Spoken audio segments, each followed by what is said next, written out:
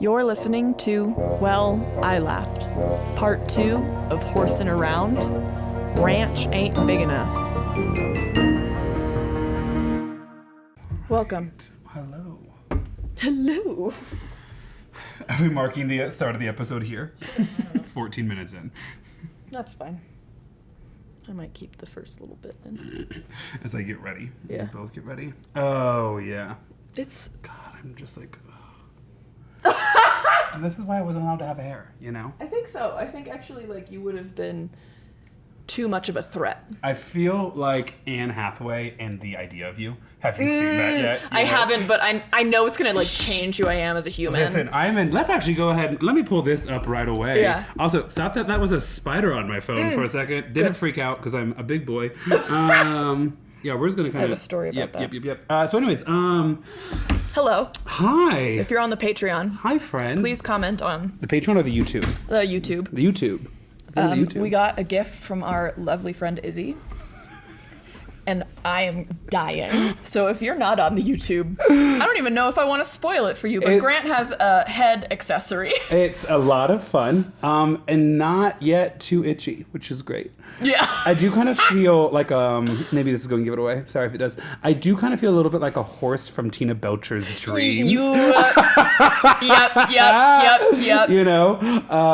And that's okay. No, anyways, but I really do feel like I am Anne Hathaway in The Idea of You, which stars that Nicholas actor who's in all the gay movies but is heterosexual, and that's wild. You were just giving, like, The Devil Wears Prada, what's her name?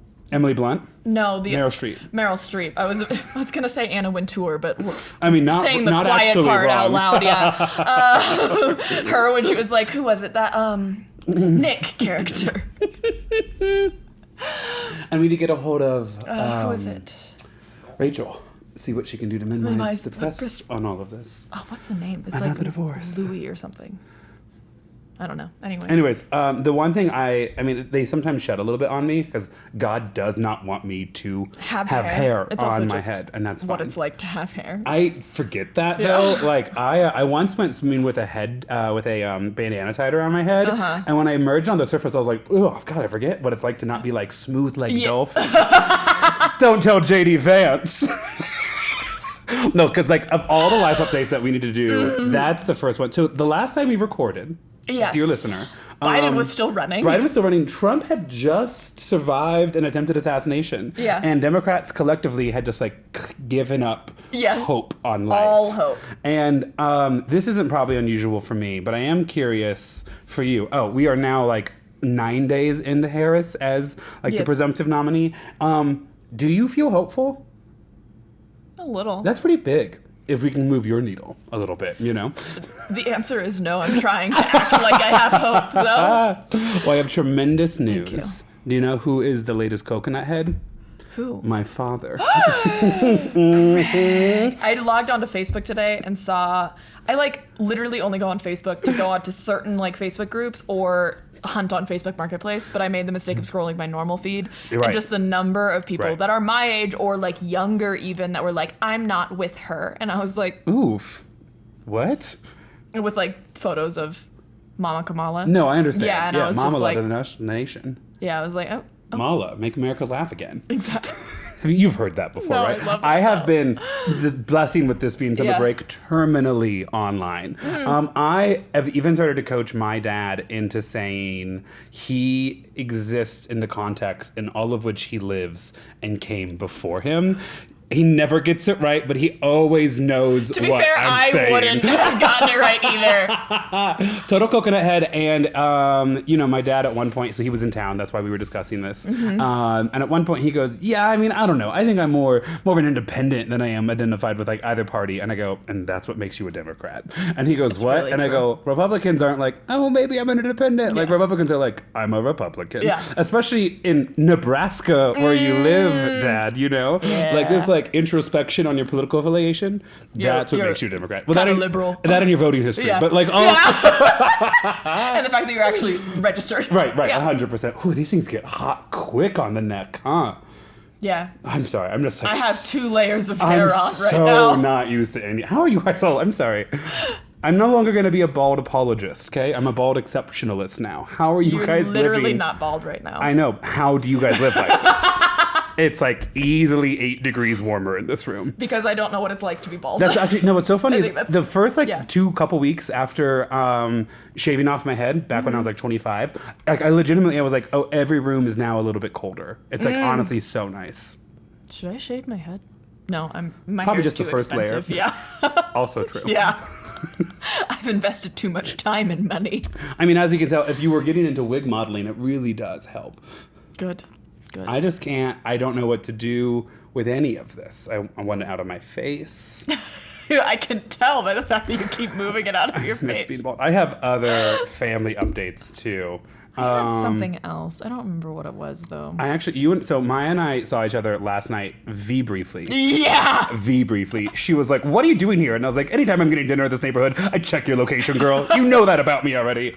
So I was like, "Oh my God, they're 2 blocks away. I'll just say hi real quick for like a brief second." Killer story. Knocked it out of the park. Oh, it was great. Catch us later. Anyways, and I was like, let me talk to you. And then both Maya and I held up our notes app to like show how many things we needed to say to each other. It's been like 8 days. It hasn't been that long. I've just decided that Okay, here's what's gonna happen though, is that your notes app is gonna be like funny stories that have happened to you. That's 100%. My notes app is gonna be the random ass thoughts I had at 3 a.m. or while driving a really long distance by myself. That's really sweet.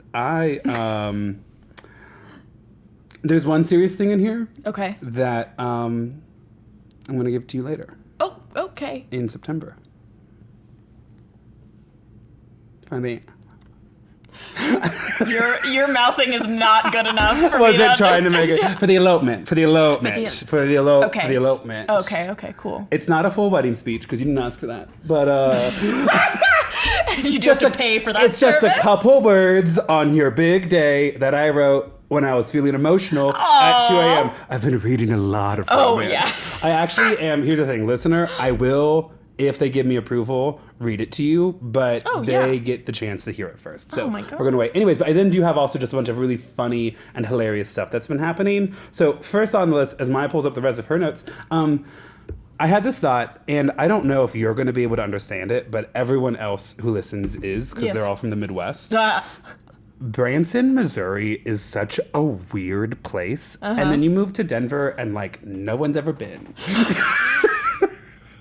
Yeah. Listen, if you've ever been to Silver Dollar City, if you've never been to South Central Missouri, then you don't know what Branson is like. Am I like? Did I miss something? No, I just was reminded once of the. Who was it? I was listening to a story or a movie or a show, or I was talking to my brother. Something was happening, and I was just reminded of the like cultural power that Branson, Missouri has, and that it like immediately cuts off at the state line, right? Like no one here knows what it's like to then go from Branson to Lake of the Ozarks, where you're gonna have popcorn, shrimp, and pina coladas. Like you took Florida and dragged it to the middle of Missouri. That is shockingly wild. Don't need to change anything aesthetically. You know what? No, that makes sense. That makes perfect sense. I have 8 more things. So do you want to go or? I have a couple really short ones. This one is the big one. I'm going to take this wig off once you get to the story because I'm not doing this for 2 hours. No, that's perfect. Do you have a clip or a bobby? I'm just gonna twist. I don't know where they are. I should put it in my mouth. No, your shouldn't. eyes so big. I'm not going to. I know. Casey and I went up to Telluride for the last weekend. We had a little photo shoot, which was great, and it was a good little break right before we had the craziness of like moving into our new house. Anyway, we're on I-70, and Casey notices an ugly car, which is really rare for Casey because Casey doesn't have the strong like vendetta against certain kinds of cars that I do. He's just like not a person filled with hate. No, yeah, but he saw this car and was like, that's an ugly ass car, and I didn't see it, and now it was like behind us, and I was like, where? What is it? I'm so nervous about what car you're about to say. It's called the Rezvani Vengeance. The Rezvani Vengeance? Literally, a company named it that, or that's what they put on the side of the car? The name of the company is Rezvani. Maybe I'm mispronouncing it, but it's Rezvani. Are you trying to say Rivian? Nope. I like their cars. Yeah, Casey likes their cars. He just doesn't like the headlights, which I've known. He just thinks you could take it off. No, it's fine. I can sweat through it a little bit. It's okay. I'm also just warm from my hike earlier today. I got to get off the back of my neck, though. I got to breathe a little. Okay. So, the Rezvani Vengeance. This is what it looks like. Oh. Ooh. It looks like that tank that destroyed that little Colorado town in the 80s. Yeah. Yeah. So it's a 3-row SUV. Comes with a lot of add-ons, and I was like dying while I was reading this. Okay, wait. It is just oh my God, what is it called? A Cadillac Escalade, I think. Okay. Is like basically the base of this car. Okay. But you can pay for a bunch of upgrades, and I believe the starting price, or at least the average price, $250,000. Shut your mouth. You can drive an ugly house around? Oh yeah. And this is a car, I will remind you before I start listing this stuff off. This is a car civilians can buy. It's not like exclusively the military. I love that we found it in the Colorado mountains. Yep. I love that. Yep. So it's a 6.2 liter V8 under the hood. And it's literally just a Cadillac Escalade. It's just a V8 engine? Yep. Okay. Yep. We were joking that with all of the add-ons, this car probably does not move fast or at all. So you can pay for armored body panels. What? Yep. A bulletproof glass for the all of the windows. You can also buy vests and helmets for all of the passengers. I need to pause you for 1 second, okay? Are you interested in robbing your local bank? This season with Rezvani, we have an exciting new offer, including a car that's bulletproof, and everyone knows that's for legitimate reasons. Are you worried about losing that straggler in the group? Enjoy our complimentary vests and helmets. It gets worse. Why? Gas masks. Why? Gas masks, magnetic deadbolts, run flat tires. Magnetic deadbolts for the doors? Yep. All I'm hearing is that when you drunkenly swerve off the road and land in a reservoir, your body will be entombed in an airtight truck that we will have to fish out a decade later. Yep. Thermal night vision system. Hold on, if that lets you see deer on the side of the road when it's dark, that makes sense. Be good. Every broken clock's right twice. You can also pay for electrified door handles. To electrocute people? I assume. And you can pay for it to shoot pepper spray. Now, my real question, and this is the tough part about getting old, is you just become this kind of person. What does it cost to insure a car like that? I don't know. Can I see know. a picture of it again? Yeah, I'm going to Google. There's a bunch of other names it's just for so, it. Imagine the worst qualities of the Cybertruck. It's like a Toyota with the worst Tacoma, qualities of... But it looks like it's bad. Like the front is a Toyota Tacoma. Yeah. The back, what it looks like is you're watching a B-grade apocalyptic movie and the bad guys are going to roll up in it. It's not designed well. Mm-hmm. I don't know. And all of their cars look like that. That's not even the only kind of car. Such a dark joke. I'm not going to say it. Good. I think you can pay up to $700,000. And then they also make the Rezvani Beast, a vastly different sports car. That's like a legit. I mean, it's gaudy, but that's a sports car. It looks like a sports car. Right. Exactly.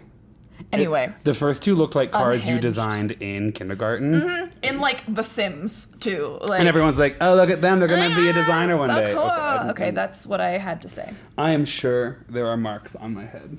Yep, there's a wig line. Wait, I love it. I'm going to go ahead and just replace that with a hat line. Whew, I also did not shave today before coming over. I need a wig stand at the new studio. Oh my God, like Moira Rose. Yes. I had Hayden. Oh, did I bring him back? I brought the actual wigs back from Vancouver. I brought mine back. Okay, my second big announcement. My brother, God bless him, Griffin. He gets Chapel Roan. Yeah. He completely understands Chapel Roan. Where am I starting at?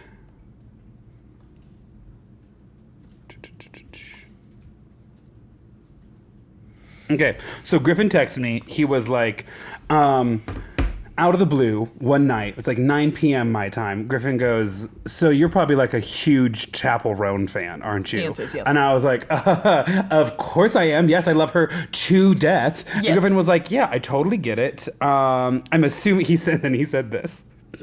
He goes, I'm assuming she's been a gay icon for some time, and now she's just becoming like famous. And I was like, the fact that you're able to pick up on her vibe like that? Yes, I was crying to Kaleidoscope a year and a half ago about a breakup. You were telling me to listen to her early on. I told everyone on the podcast in like April, May to listen to Chaperone. Truly. I got so many as the first introduction in people's. Yes, honestly, it's the thing people thank us for the most, not the show, the Chaperone suggestion. And so we chat a little bit more. No, it's not. No, it's not. But it was like, thank you, I'm a trendsetter. And so then my brother follows that comment up with like, I assume she's been a gay icon for a while with this comment.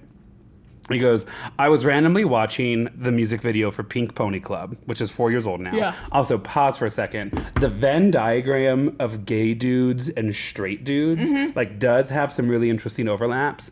Both groups love weird videos on YouTube. It's like both groups just love being like, can I show you this thing I saw? And it's like, you know, women and gays have books, gays and straight men have YouTube. You know, those are the languages. It's literally. Oh, it really is. Yeah. Anyway, so he says, so I was watching the video for Pink Pony Club, and towards the end, someone in drag is playing the guitar, and my immediate thought was, oh, Grant already knows who this is. Yeah.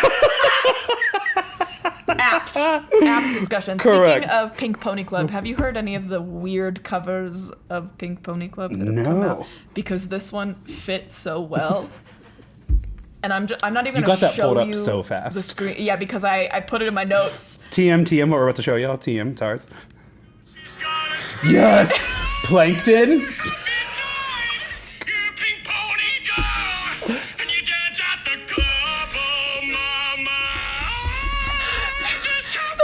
He gets there. Yes! AI art. Okay. You need to pause it because it's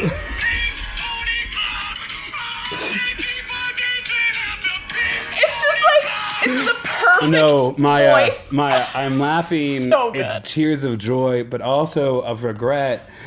The amount of times I have wanted to send you Eliza's song Burn from Hamilton, sang by Patrick Starr, but I go, how could I possibly explain this to Maya? You don't need to explain it to me. Half of the time I just send you things and I'm like, nah, he'll figure it out. Grant gets it. Grant, he's with it. We have a friend at a music festival right now. I'm going to keep him anonymous. Right? Yeah. I don't think anyone knows. We have a friend at a music festival. Let's just say he has sent me some wild photos. He's having a great and respectable time, but the world's big and vast and full of people. Yes. Shut the fuck up!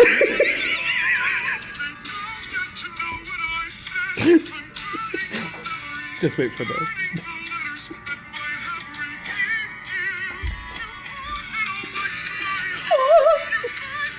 And just the pictures, the AI-generated pictures. I hate AI art, but I think this might be the only reason I want to ever see it. That's so fucking funny. I am fine with AI art when it's art that would not exist outside of AI. My issue is that... like a Patrick cover of a Hamilton song of the female character. Here's the thing, though. You've just gotten into the smut world, right? Hey, we are just saying that on the main episode. I've gotten into some romance books, fantasy books that are interesting and compelling and hard to put down. It's really true. And honestly, the plot really does get you. Jacob sent me a text out of the blue about ACOTAR, and I was like, Siri read it to me in my ear. The best is when Siri reads you the most unhinged stuff from your friend's group chat. No, 100%. Like I said, like Karen from Will and Grace said, right? I have great tits, an amazing personality. I'm a hoot and a half, babe. You know, like that's who I am. So I follow a lot of fan art pages for those books, and those artists are very adamant about not supporting any kind of AR art because AI has to learn from somewhere, and it's learning from that, which sucks. However, seeing a whole montage of Patrick crying on the Hamilton stage while burning letters and wearing one of those wigs... Yeah, I don't even know how to explain that to an artist to get that commissioned. I love that you, well, first off, it's strike it rich and then just do what rich people are supposed to do, which is not by Twitter, but instead just fund weird plays that you want. Yeah, right? like the ballet. Exactly. I think we talked about that on Patreon. I went to narrate interactions I've had, and then them being written up where I'm the victim and or hero, preferably both. That's what I want. I want my own rent. Yeah, fair enough. Me too. This is also the perfect segue for the third and probably last update I have for you right now. I would be the perfect writers of South Park, you know? Just like all the random Because we both live in Colorado. And we love Casa Bonita. Just all the random ass side quests that we go on. Anyway, sorry, your last point. I taught my dad the word side quest as well. Do you want me to cut? I think I probably said his name before, it's fine. Yeah. Taught my dad the word side quest, Yeah. and then at least 2 different times this trip called them side dishes. He goes, not side dish, but you know what I'm like, yeah, side quest, Dad. Or at one point he even called it like an alternative indie, what's that? And I go, the side quest. He goes, yeah. Okay, so, not only have Maya and I not seen each other for a while, my dad was in town, but she was in Telluride, and so we were both like kind of busy in our own little worlds. And you were especially busy, and then you had the drive, and so I like texted you something, and then the next day I texted you something, and the third day I'm like reading my little romance book because my dad and I would like go to bed, right? My dad would go to the guest bedroom, and I'd go to my room, and I'd read until like 4 o'clock in the morning. And at one point I was like, couldn't put it down, and I was like, Maya's gonna relate to this. And I pulled up my phone, and I'd already texted you twice, and instead of hitting you with like no. So instead of hitting you with like the update on my book, I just responded with, hey, hope Telluride was good, miss you. And then I immediately sent it, and I was like, God, I'm like thirsty for Maya right now, like that's so. I would never I would never send that message to a man ever. But Maya, I was like, I just fucking miss you. No. It's great because now the things that I laugh at on Instagram at 2 a.m. that I know Casey won't totally understand, I just send to you. The like great burden and joy that I have stepped into in 2024 is that I have never once voluntarily watched an Instagram reel in my life. And I have many people, both on my personal account and on the podcast account, who send them to us. And I know it's a love language, and I do love them. I want to make sure that's clear. But it's a primary. It's a content I would never otherwise, access. So to a certain degree, it feels like I'm walking down the street and someone yells poetry out a car window. I'm like, okay. Yeah, poetry. I love that. Speaking of Telluride, I got recognized. I heard you say pregnant for the first half of the first word, and I was like... You're drinking gin right now. And like, I made it so like a lot of it. Yeah. I got recognized for the first time ever. I was... Not for the first time ever, first time solo. Yeah. Right. I was... Casey and I were working from home, essentially, at a cafe in Telluride. It was a dog-friendly cafe, so we both had the dogs, and I walked in with Mo, and she was being Mo. She gets, like, anxious in new places a lot of times, and so she, like, doesn't stop moving. My mom used to call her busy, which is, like, the only word I can use to describe her. Like, she's really busy. And so I picked her up and was just, like, kind of, like, talking to her as I do, because, like, it's a dog-friendly cafe, and I'm in line, no one's paying attention to me, and this woman just comes up to me, and she's like, I'm so sorry. Are you Maya? And I was like... Yes, and she was like, you were just talking on the I'm like, she was like, I'm listening to your podcast right now. You were just talking about how the last time Mo went under, she lost a leg, and I look over and I see a 3-legged dog. And I was like, oh my God. Insanely serendipitous. Listener, if you're listening right now, please write in. Was your next question, where's Grant? Or did you just like let Maya have it? Oh, she just let me have it. I told her Casey was out there. Nice. And then I realized afterwards that I forgot to ask for her name, which I am also now forgetting right now. I'm guffawing because the last thing I saw on Maya's phone was Plankton as Chapel Road. Where have you gone? You're a pink pony girl. Yeah. I think I have rolled through basically everything that I wanted to say. Oh, after talking to you, I then swung by Lydia's house. Yes, last night, and talked to her for a little bit before making my way to my house. It was just like social calls. I went to dinner at the Omeo. Nice, especially once Casey and I are like right there. What is her name? You respond to so many messages. Thank you. Yeah. I notice. It's just impossible to find anything. It's a C. Sorry, it's just like Not really okay. affirming.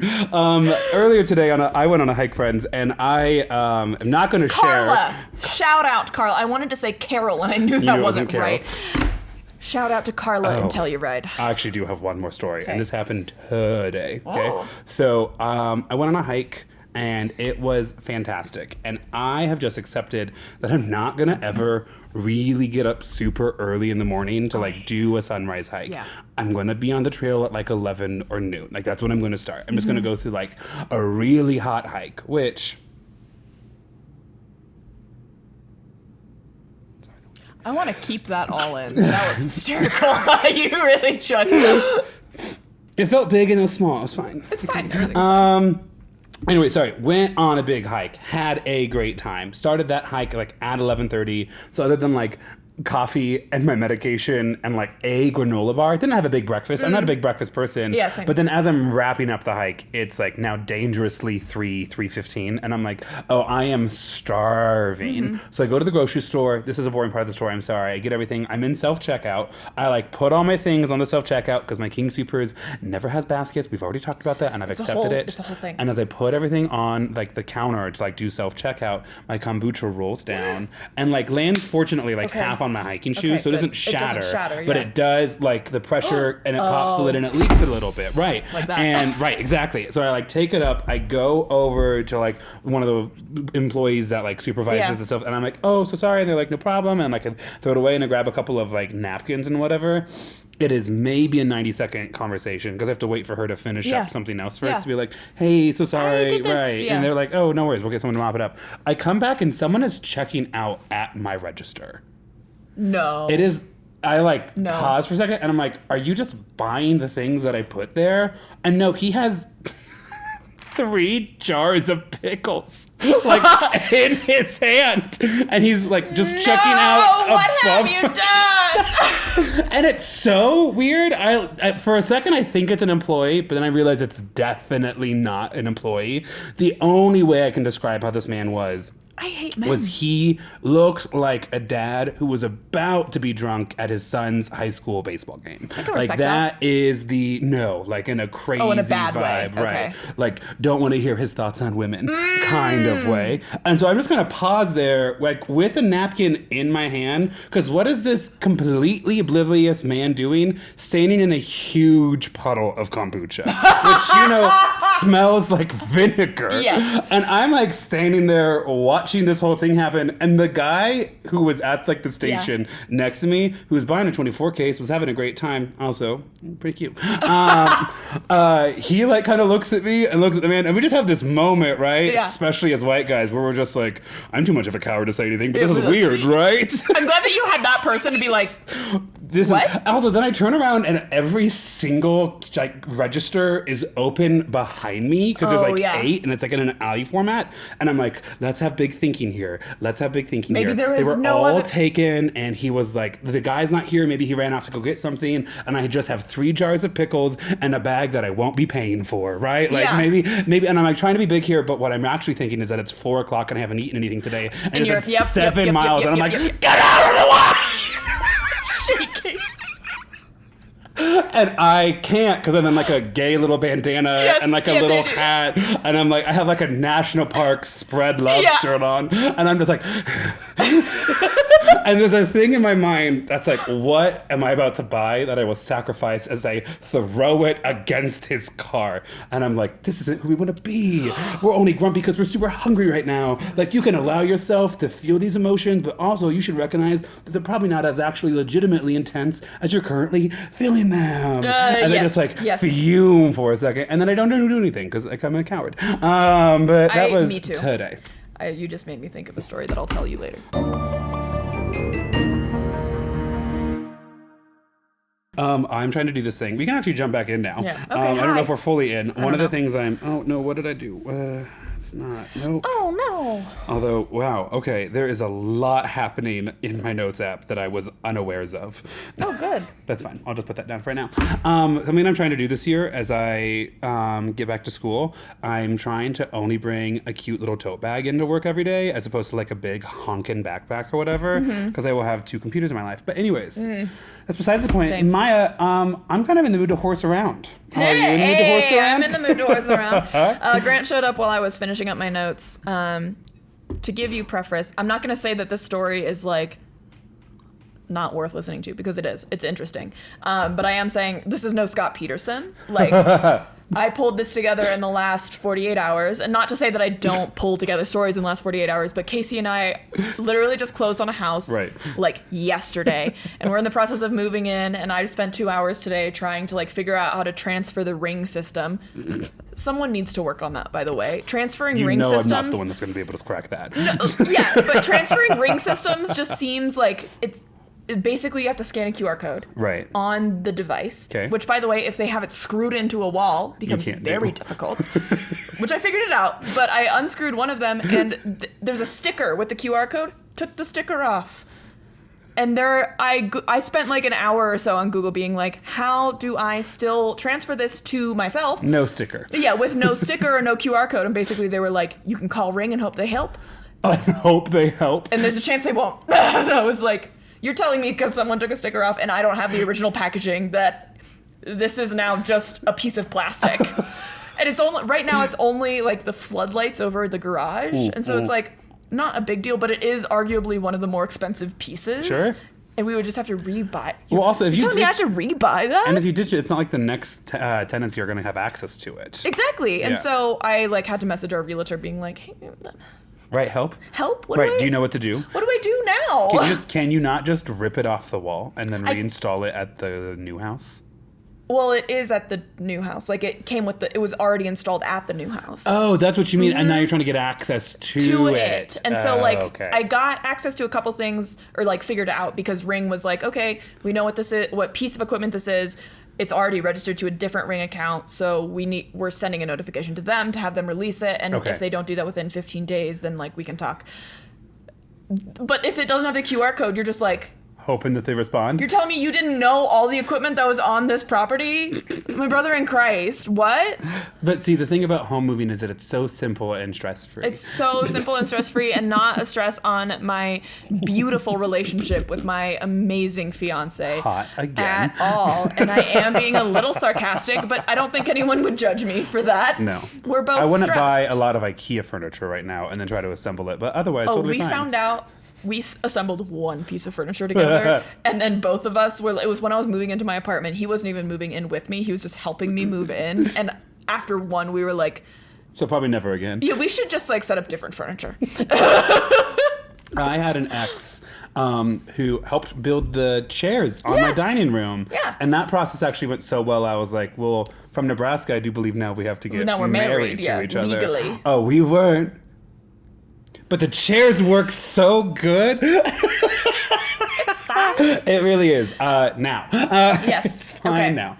So, back to what I was saying. This is no Scott Peterson. Oh, right. There are definitely... I was ready for more No, reading. you're good. There are definitely some details in here that, like, if I had another couple of days to, like, really put into this, I would have fleshed them out. And a lot of them I know based off of, like, my personal background, just, like... You'll see. But it's not like as fleshed out as I would have liked it to be. Sure. It is still an interesting story. And the theme is horsing around. And Grant's story had no horses in it. It had a donkey in it and also saved a lot of horses in the end. Okay. And also, in my defense, 3 stories ago, I blew up a horse processing facility. That does not help me. I mean, it does, but like, not I will really. take credit for my stories. Okay, perfect. So... Wait, so there's going to be a lot of horses in this story? No, I mean, kind of. Horses are a central point. Look me in the face and please tell me we're doing Spirit, like Stallion of America or something like Cimarron. that. Thank you. Stallion of the Cimarron. Yeah. Is that what we're doing? No. Okay. I'm fairly certain that that's not a real story. No, but I had real feelings about that movie. Oh, I think everyone did. It was the hair. Similar to like teen Simba in The Lion King. It was all a sexual awakening. And then you like looking back on it, you're like, that was weird. Are you Anyway, going to text Jacob about this later? probably. I'm not jealous. He texted me, okay? And I did wait 2 days to text him back just because I forgot. That is the standard rule. Yes. Okay, so we are going to start with an article, actually, because I didn't have time to really flesh this out. Can't wait to see what you end up cutting from the 55 minutes of personal talk that we have done so Well, far. the first 15 were... Sure. And then there's a probably drink another, refill. like, 10, 5-10. And there's that joke that we will not be saying. We won't tell. So I feel like it's probably, like, 30 minutes? 30, 40? Yeah, Nice. something Okay. like that. Okay, so we are going to October 20th, 2014. Oh, this is very recent. Very recent. Whenever we do something in the 21st century, I'm like, wait, do we have all the facts? Yeah, are you sure? I don't. I'm pretty sure. I wanted to really flesh out this backstory, and I Okay. didn't have time to flesh it out, and so I feel like that's where the details are kind of lacking. But October 20th, 2014, there's an article published in Dressage Today. Dressage? Do you know what dressage is? It's a horse thing, right? Yeah, it's Is the it one like- that Snoop Dogg commented on all that time ago. And Is was it like, dancing horses as opposed to obstacle horses? Because It's obstacle dancing horses. horses It's is dancing horses. equestrianism, Yes. and dancing horses. Equestrianism. Equestrians? Anyone who rides a horse is an equestrian. I'm trying. David! Okay, I got dressage right, did. and you're not going to give me even a little bit of credit. I'm an engineer. Continue. There's an article published in Dressage Today. It's an interview with an ex-Olympian, Okay. Michael Barrasone. Okay. And this interview was actually pretty wholesome. It was like, the title of the article is Why Michael Barrasone Says Never, Never Quit. And if you're a horse person, especially a female horse person, you know that barns, trainers, anything to do with horses can be very easily the cattiest environment you have ever been in. I want you to know on every word I was hanging. Oh, yeah. I was like, what are we ending Here's this an example, with? right? I was 17, 18. Okay. And this was right before I sold my last horse. What was the stable boy's name? No. Not doing that. And not in a good way. No, I know, and that's what makes it even better. It's good. Yeah. That was a plot point in one of the books that I read, by the way. It always is. It was a troublesome plot point, but You know how it anyways. happens. They're hot. Continue. Anyway, so I was at the barn, and I was in college or about to start college, and I was about to move my horse to a new barn. And every time for the entire duration of me and my family owning horses, we had been at the same barn. Okay. And so we've gotten to know the people that own it, the people that have been there for a really long time. They've seen me kind of go through like middle school and high school. And so it's like, I don't want to call it like a family, but like I have been there Right. like 4 to 5 days a week for years. And I'm about to move my horse. I'm starting college. I'm nervous. I'm like entering this whole new area, and Right. I'm moving my horse because I'm entering college and I know I'm not going to have enough time. And my trainer has moved to that barn. Okay. And so the deal is I move my horse to that barn, and my trainer will use my horse for lessons. Oh, cool. So my horse will get exercise, and I don't need to worry about being here Right. every day. Right. Right, and it's a relatively new barn. The drama is that the person that started this barn used to board at the barn that I'm currently at. Okay. And they bought this property, kind of renovated it with their husband, and now it's like this whole new barn. Rival. Yeah. Well, side note, actually, this There's barn, a whole new Mustang in the barnyard. this new barn, actually now, I don't know that I could board there now because it's like so elite. The one that you were at? Or The one that you I moved to. Because Interesting. the woman who owns it, her daughter, I think just got, you know how you can sign for a college for like football? She Yeah. just did that for horseback riding. I think you're aware there's a podcast called Normal Gossip. Yeah. And I was like, I just want to know the insane, crazy stuff that's happening in your life. I'm loving every second of this. Perfect. Amazing. I want to tell you so many stories about the speech and debate coaches in this community, but some of them listen, and I love all of them, and you've met a handful of them, and I value They my are all friendship nice. more But sometimes than there's anything gossip else. about people that you love. Sometimes. Anyways, continue. So I'm moving, and I'm also at this point, I think I don't really think I got over my like severe shyness like fully until college. Right. Like I had definitely during my senior year, something definitely flipped and I was like more comfortable talking in front of people, talking to like people that were asking me questions. And in college that really had to flip because I started event planning and like really had to like talk to people and learn how to be professional. And so this is like right on that cusp where I'm still nervous talking to like adult figures or like people I respect. And so I'm talking to the barn owner's husband who's there. He does a lot of like the day-to-day management of the barn. So I see him all the time. And this mom who's like, her daughter is maybe a few years younger than me and we've kind of grown up together and she's been around the entire time. And I'm talking about the stress of starting college and moving my horse, whose name is Charlie, to this new barn and like all the logistics and stuff. And the mom looks at me and goes, well, you know, the grass is always greener somewhere. Oh. I was like, I'm sorry? What? Because this mom's a ride or die for the original barn, and this is her way of letting you know that. And then her and the like barn owner just like look at each other and start like, laughing, and I'm like, I'm 17. Like, what do you think you're doing here? Looking back on it, it makes me really mad. Anyway, but it's like side comments like that. Like it's very much like Southern sass, you know, like bless your heart, you know, like that kind of stuff, like to their face you're saying things that are like obviously kind of disses, but if you like go and tell someone else, you're like, well, she said bless my heart, you know? Right. You can't really do that. Plausible deniability. So anyway, meeting someone who's an ex-Olympian, Michael Barrasone, whose like trademark quote for this particular article is never, never quit. Right. And in this article, they do like a Q&A essentially, and he kind of asks about the types of horses he works with, the type of people he works with, what kind of clinics he does. And he basically says he'll accept almost anyone into his clinic, which is not common. Right. Like usually you have to be at a certain level. You have to, especially in dressage, you have to be like, well, I already scored a 65% at this level. Okay. So I'm allowed to pay you $300 for you to teach me, you know? And he'll really teach anyone as long as you're like open to listen and like learn new things, you know? And so it's like interesting. This is the first question in this article. You have won 301 CDI Grand Prix on 9 different horses. So CDI is essentially what the equestrian governing body recognizes. I'm just obsessed at how deeply into horse we got. I know, and the issue is that we got so deep into horse that now I'm lost because the one kind of horseback riding I never really did was dressage, and so I was like, I don't know what you're talking about. 301 important competitions. Really, like very high level competition. How many competitions are you doing a week or a month to do 301? At his point, several. That's like life on the road, though. Then, or right? he's just consistently winning a lot. I have no idea. Okay.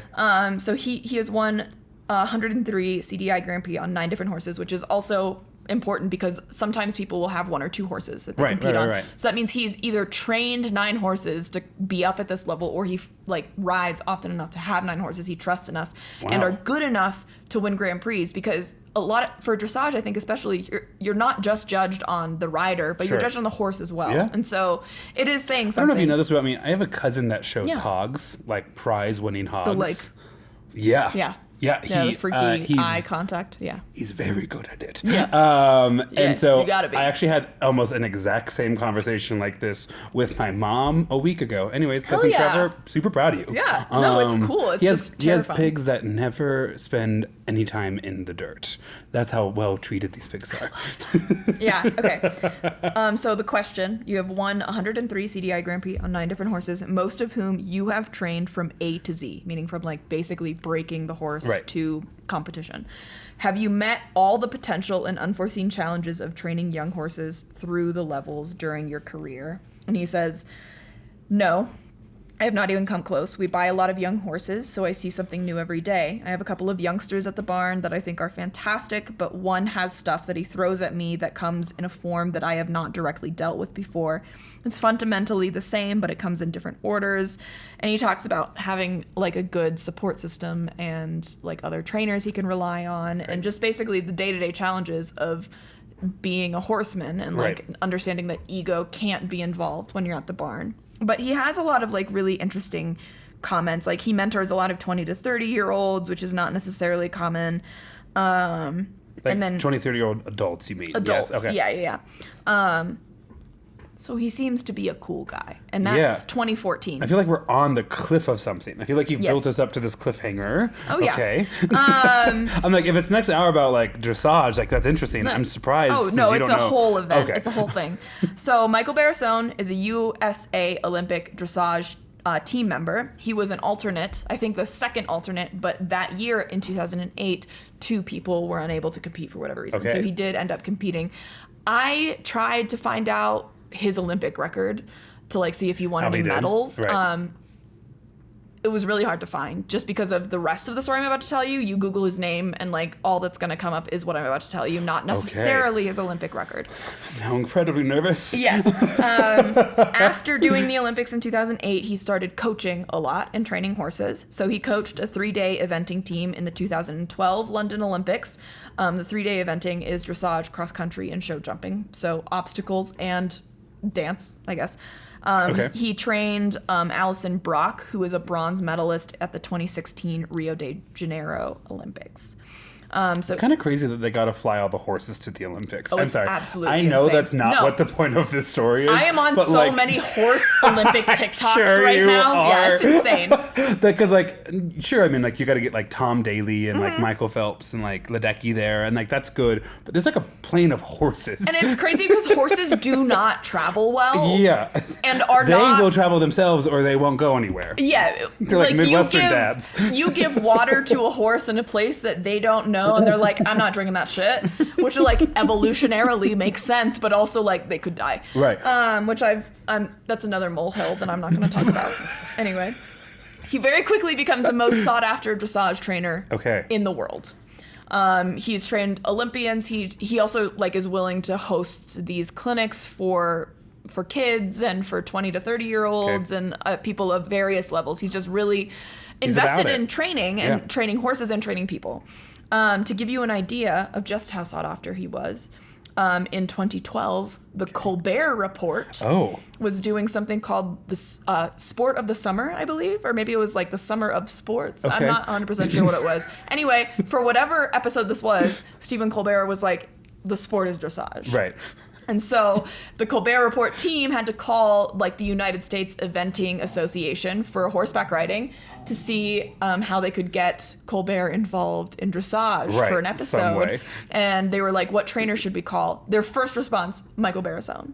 Okay. And so they call Barrasone. So he's the first person you call. Yeah, he's the first person you call. Also, But like he was one the second of the alternate highest to the Olympics. Yeah. So he's kind of like, he was fine as like a pro player, but he really thrived as a coach. Here's the thing. It's like a theater teacher or a director that's not good at acting, but like knows how to teach other people how to do it. I personally feel that way a little bit too. I mean, I had like a career that was like I like, you know, when I competed, That's how I did feel well, about every choir but teacher I've ever worked with, you know?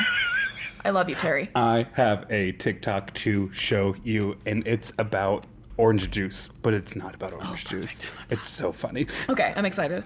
So anyway, he was on the Colbert Report in, I believe it was 2012. So he's an Olympian. He's a TV star, at least briefly. Yeah. He owns a bunch of horses. He's a bunch of horses. sought after by... Not only does he own a bunch of horses, this is a picture of him competing somewhere on one of his horses, Alegria. Okay. Look at it. I mean, it's a gorgeous horse. I don't know anything about horses. I'm like, that's a gorgeous horse. Gorgeous horse, yeah.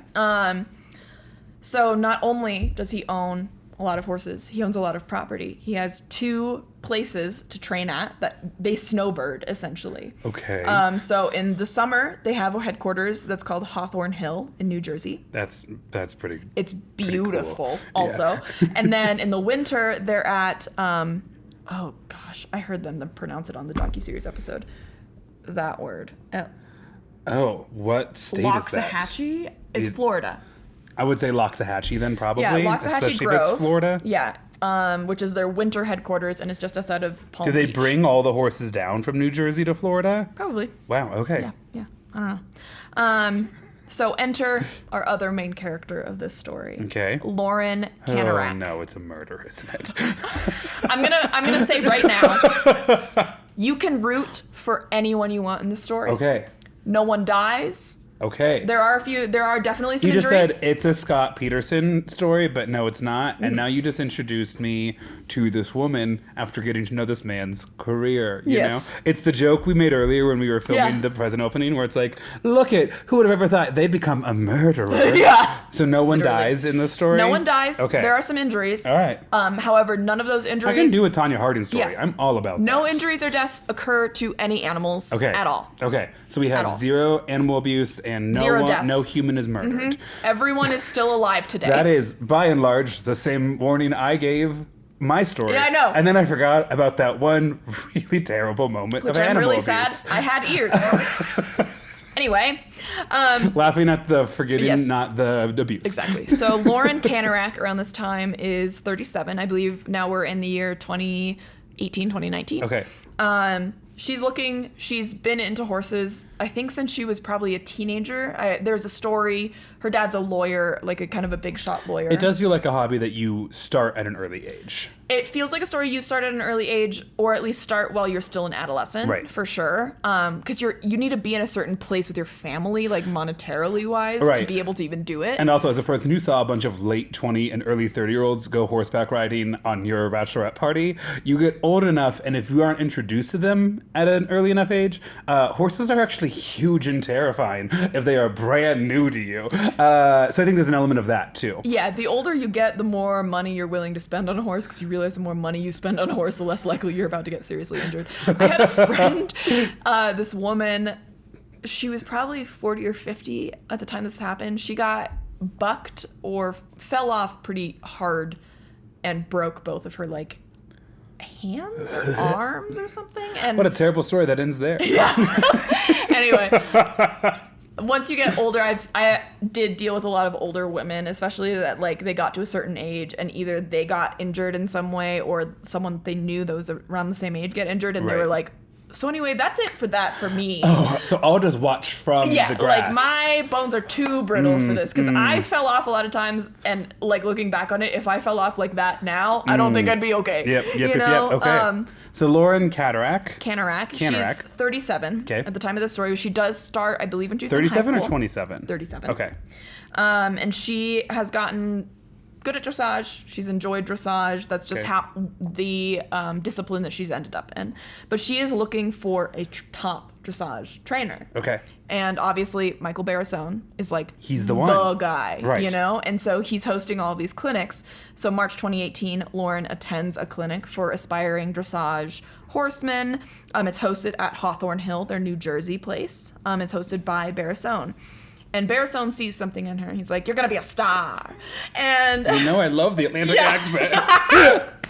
You're gonna be a star. And so he's like, I would love to work with you. Okay. Because like I know how to spot talent. I've been to the Olympics. I've trained. He trained several Olympians. Sure. Also, not even just medalists, but people that have even qualified for the Olympics, which is good. And he's like, you got it, kid. He's like, you got it. Like, you could board your horses with me. The deal is you board your horses with me, like at this barn, and then you train with me and my team. And like, that's the cost of board. Unfortunately, that cost for her, at least, I'm not sure if this was per horse. She had 2 horses. Okay. Or if it was just total, but it was $5,000 a month.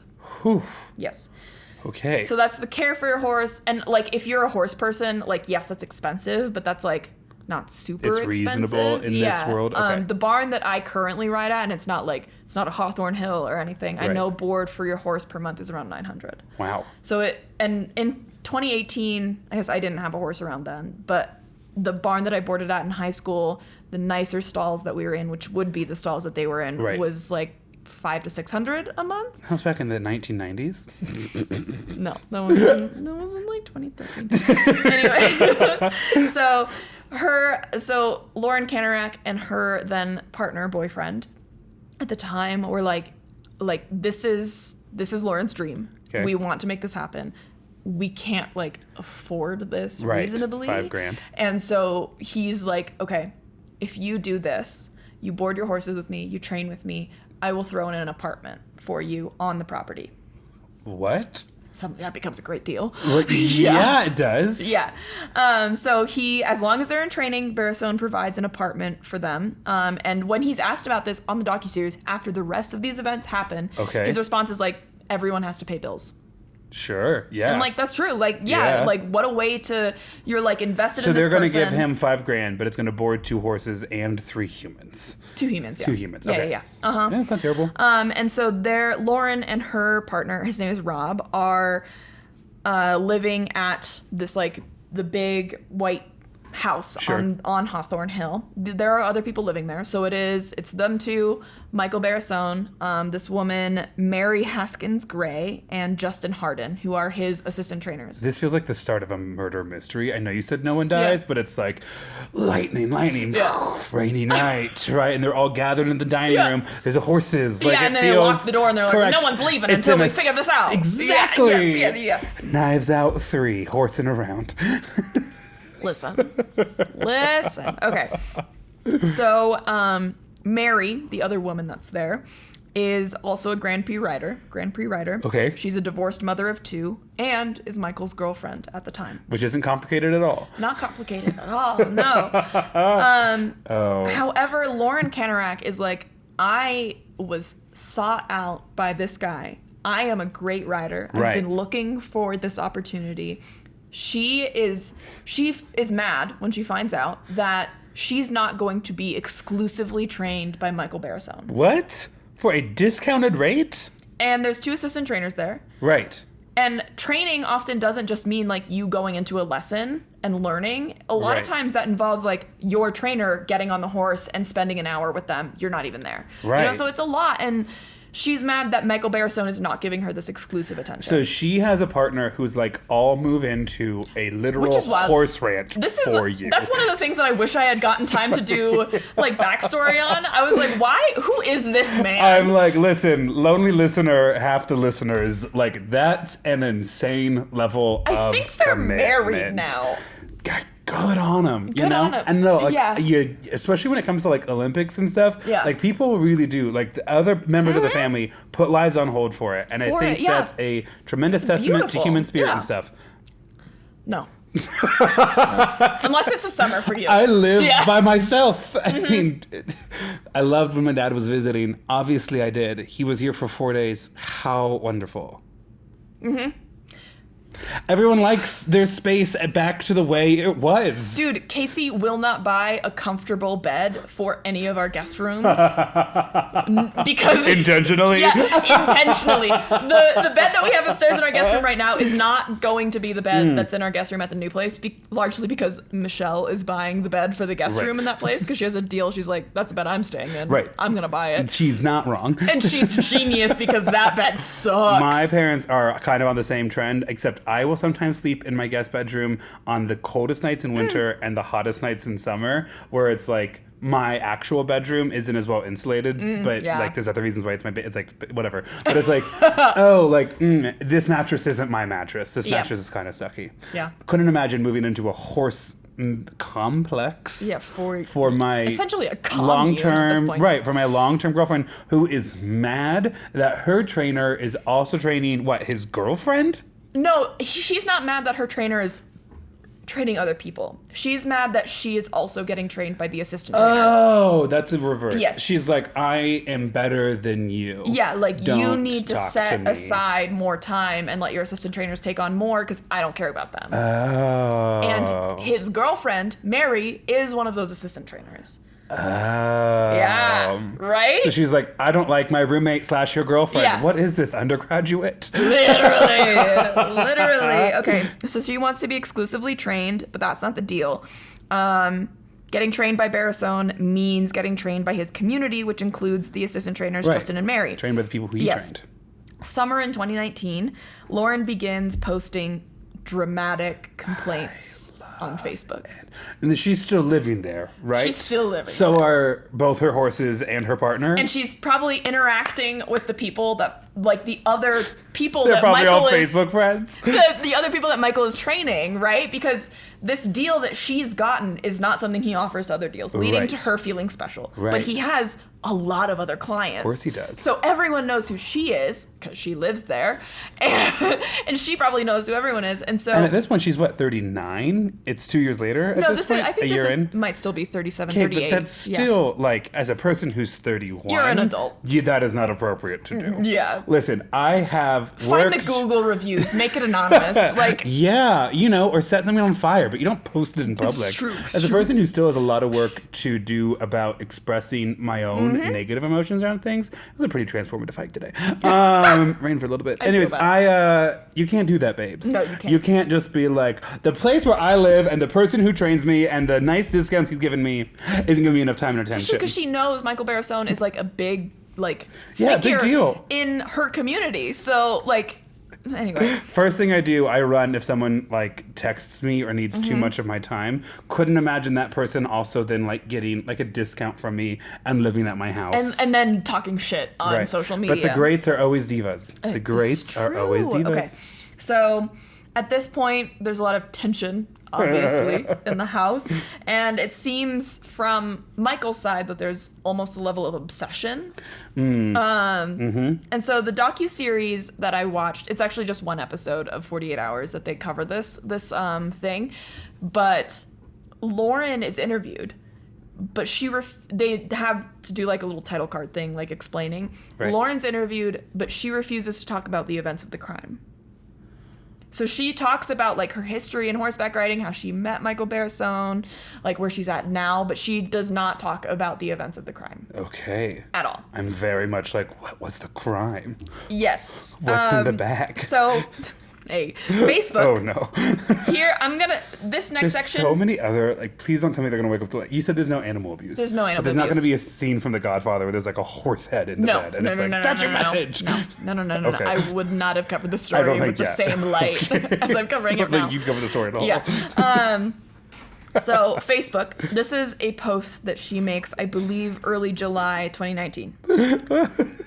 And this is an insane post. Is it going to be a word-for-word quote? Oh, yeah. I'm going to sit and just listen. Every time I up my chess game, I always become reminded that it's those who obsess about protecting their queen, regardless of the outcome, who miss the hiding rook, and always fail to realize a moment too late and a whole lot of dollars short. The king has been captured and killed, and the whole entire castle comes crumbling down. Sometimes the, quote, queen must be sacrificed to protect the castle. Power is a curious thing, my lord. Are you a fan of riddles? You know what I'm quoting right now, no, right? What are you Varys's speech from Game of Thrones. I was thinking of what is the woman who marries Joffrey at the end before he dies? Oh, it's not Sansa. And it's Marjorie. Marjorie? Yes. Marjorie's grandmother? Yes. That's this. She's like, I poisoned her. Yeah. You're right. Also, every time I up my chess game, I love it because it's not even every time I play chess. It's every time when I'm getting even better at chess, I'm reminded. And also every time she says always, it's in all caps. Every and is a ampersand. I love it. Every time she mentions king, it's capitalized. The tough thing is, crazy. and this is tough because I share this with her. I share this with the guy from the Out on the Limb episode. I share this with the Unabomber. Yes. There were some good points made in there. Yeah. People do get obsessed with protecting the queen, and they don't see that you managed to put the knight and the king in a corner, and the whole thing is going to come crashing down. She is so on brand for that. She is. She's real for that. She's real. But imagine being Mary and reading that on I'm Facebook. gonna die. Yeah. We're gonna sacrifice the queen. Imagine being the boyfriend. Listen, Barrasone, until you can get this thing figured out, I'm staying with my sister. Yeah, literally. Exactly. Okay, so the lawyers make a phenomenal point, obviously, that this is a metaphor. I don't even know at this point. It's a metaphor for her, Mary, and Michael. Okay. Obviously. Okay. That's called close reading for those of you who didn't follow along there. Yeah. 2 weeks later. Also, insane foreshadowing. What is the first 10 minutes of Shrek? Go back, rewatch it. So 2 weeks later, July 25th, this is the post she makes. And I didn't capture all of this post, but this is the first several sentences. I will be, and there is 7 dots. Okay. I will be ... Amazing. It's about to possibly go to war. It's about time to possibly go to war. Anyone who repeatedly kicks a resting beast will eventually wake her up. Awake! Off of here. Later, I'm going to tell you some stories that you, all caps, would not believe. Then, parentheses, especially after what was done to me today, I'm gonna call the world, let them know too, end parentheses. It's time. Although, by things I'm hearing, it seems, quote, the world already knew this. Took me 2 years to, and then like the rest of the post. I love that she's like, hey, y'all, I'm about to do some crime. But when I'm back, I'll have a lot of crime stories to tell you from the crime that I'm doing. I'm innocent. And then like, bang, bang, bang. But and everyone like, already knew that he was a criminal. And then like on a Yes, horse, like yeah. literally gallops away. Literally on a horse. So funny. So fucking funny. So at this point, yeah. Sorry. That's an insane thing to write on Facebook. Listen, I need you to know Yeah. that I trust you. Yeah. And that I trusted you before this whole adventure began. But I have learned to trust you more and more, much like my little romance books, over the course of our relationship. kind. So for the first 20 minutes, when we were talking like hard details about dressage, I was No. like, where the fuck is this going? This is a silly little story. If it's just like, and here's who I think's At in the line end- to win the gold at this year's Olympic dressage, I've been like, get it, girl. This is a podcast for our weird little interest. Literally, I'm hooked. at the end of this, I'll tell you what I Googled to find the story. And it just happened. Please tell me it was hair, trick, or dick. It just happened to be the Olympics, and I was like, this is the correct time. For those of you listening, not immediately after this gets released, the Olympic ceremony, or the Olympic opening ceremony for the 2024 Paris Olympics happened like Literally 2 just days yesterday. ago. Yeah. Yeah. I mean, there's Thursday, that time right? change. Yeah, exactly. Or Friday. No, it was Friday. Yeah, you're right. Okay. At this point, Lauren... I'm gonna go off and do some crimes, but when I get back, I'll tell you all I'll about tell you it. everything. Also, the difference between those two posts, like, it was clearly like a well-edited and reviewed like metaphor about chess, and then this next one is like, and then also True. dot There's dot dot. even like wordplay Yes. a little bit in it. Everything comes crumbling This down. one is like literally awake.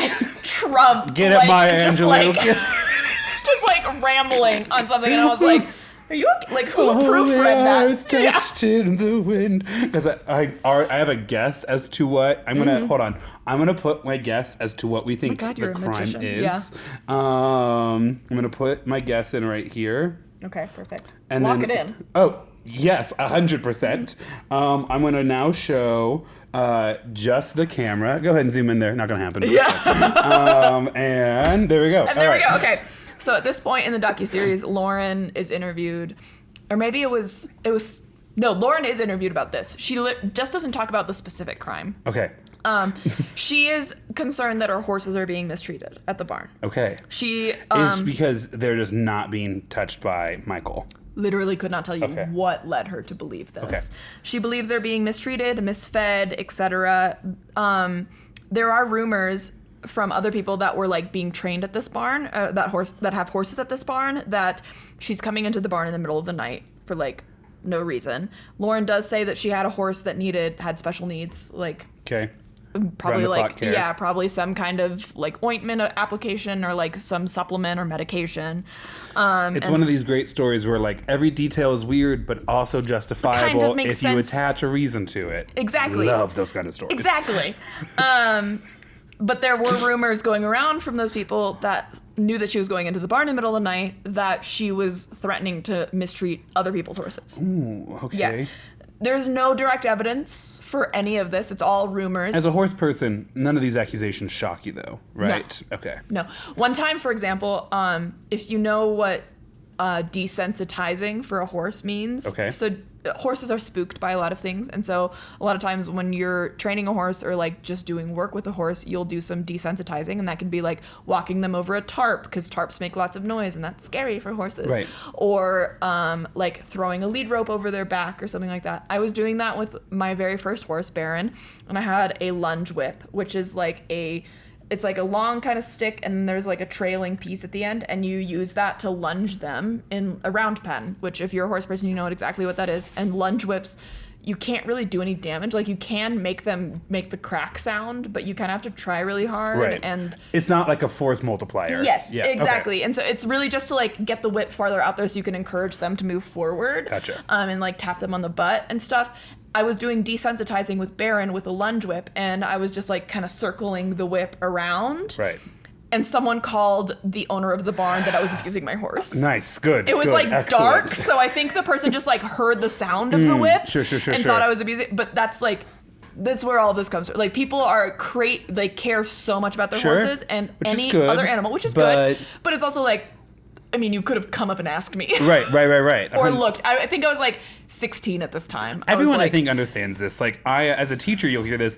Kids will be like, well, let's use it just a generic name. They'll be like, well, Mr. Smith is like so unorganized that he did blank and then blank. And you have to be like, what? No, I'm sure there was more going on that you guys don't understand. But and secretly, you're like, yeah, that 100% who that man is. I have gotten dreams with him. I know exactly. I don't know why he still has a job. Yes, 100%. Yeah, so that's what this is. There are, like, the rumor mill will get going, and then no one will take action. Well, especially when you are already casting yourself as a villain victim, you know? Villain victim. Yeah, exactly. So there's all these rumors going around that she's going into the barn in the middle of the night, that she's threatening to abuse other people's horses, but she's actually concerned that people are abusing her horses or whatever. So she claims, the other rumor that was actually true. Her and her partner put up audio recording devices in the barn. Sorry, we almost glossed over that little detail for a second. So she puts audio recording devices. Everyone else freaks out, like, why would you do that? And her response is because she was so fearful of the barn staff. She was, again, thinking that her horses are getting mistreated, that she wanted to be able to, like, catch someone in the act. Okay. Still feels weird. Whatever. This is another Facebook post. Quote, someone who quotes him regularly, ! And is just as racist, homophobic, and most heinous to me, personally anti-Semitic. Actually, they're all equally heinous to me, but ... none of the above compare to what actually transpired over the course of the past 2 to 3 weeks or so. Learned a very valuable lesson. Never accept an IOU from, caps, anyone, ever. No matter how big a name said person thinks he and his girlfriend are. End quote. She's saying that from his house? Also, the start of that, where she's like, he's racist, homophobic, and worst of all, anti-Semitic. They're actually all really bad to me. It's like, I want to say, and it's what I said to you, someone will say it, go and take that toothpick, go and stick it in. Nothing's not fully baked yet. One read-through of that would have been like, that doesn't sound good. No one wants to read the rough draft. No one wants to see the edits, you know? It just means I think that one version of hate is worse than others. Also, so crazy to be, like, bashing someone when you're living in their home. Like, what, are you literally a teenager on Facebook because your parents upset you? Also, this is 2019. That's like, so this true. makes sense for, like, 2016 Facebook. 2018, 2019? Girl, what? I love how you think it makes sense for you for 2016 Facebook, because for my micro generation, it's like, as 2012, the first year into college, we stopped posting stuff like this. We stopped posting on Facebook. We did still, like, host events and stuff on Yeah. Facebook. It was how we all managed our social calendars. Exactly. Yeah. And at that point, we were also making fun of the people that were like, had a really bad day today. Don't ask me about it. I won't tell you. Or they're like, what's on my mind? I don't know. Who's asking? Oh my God, babes. That was not a prompt. Yes. No. It actually hasn't changed since they started this in, like, 2008. And it's also like, I was very much in the era where you would just post a song lyric or series of song lyrics. I did that. But the issue was I didn't get really good at music until my late 20s, really. You just wake up one day and you know all actresses' names and you have like 8 kind of indie bands that you listen to. But it takes a while to develop that. So I was like, I think they're sad, but I have no idea what this is a reference to. Yes. So she's like the person who is training my horses and who is literally housing racist, me. homophobic, and anti-Semitic. And that's the worst of all. Actually, they're all really bad. Anyway, so there's comments on her posts that are on both sides. I'm sorry. I know we're trying to move on from this, but I'm actually now moving just to the last part. never accept an IOU from anyone, regardless of how big their name is. Girl, your whole lifestyle right now is an IOU to him. Literally, he said that you could live with him. Did he ask you to unpack the dishwasher and now you're really furious about it? I have this speech with my students all the time where I'm like, I go home for the holidays and my mom or dad asks me to unpack the dishwasher, and of course I can. I'm right. Yeah. But like the knee-jerk reaction initially is like, no one tells me what to do, right? And then it's like, oh, I'm a guest in this home and I made those dishes and they're my parents and of course I could do it, but that is never my I never want to be first asked instinct. to do something. I am desperate to know what the IOU was. Okay, so this is a quote from Michael Barrisone in response to this. Does he post on this post? No. Oh, okay. This is his response in the docuseries. Like, if you're just doing a messy Facebook comment section. There were things coming out on social media that were horrific. I remember complete and total panic. Everyone said, I was unglued. Period. I was unglued. Oh. Period. So Barrisone is worried about these allegations. Yeah. And him and Mary and his current girlfriend, partner, and all of the Olympians he had trained, all are adamant, like, none of those allegations are true about being racist, homophobic, and anti-Semitic. And he's worried that these allegations, he continually denies them, and he says that they're baseless and that they're going to unfairly damage his reputation. Right. Especially, like, given what I just said to Grant, that I, like, was trying to find his Olympic record and couldn't find it because of this. They got buried down on all this. He wasn't wrong necessarily. Like, I don't even know what he won, if he won anything, you know? And I don't know the names of all the Olympians he trained. And granted, I didn't have as much time as I would have liked to, like, research this, but it is buried a little bit under all of this. And so he asked, at some point, he asks Lauren and her partner, Rob, to leave. Right. Leave the property. And he says that they refused. He does call 911 4 times. And there are quotes, you can hear them in the docuseries of him saying, or I should just say like docu-episode, I don't know. In the documentary, saying that he's in fear for our lives. Him and the other... His girlfriend and the other trainer that are there.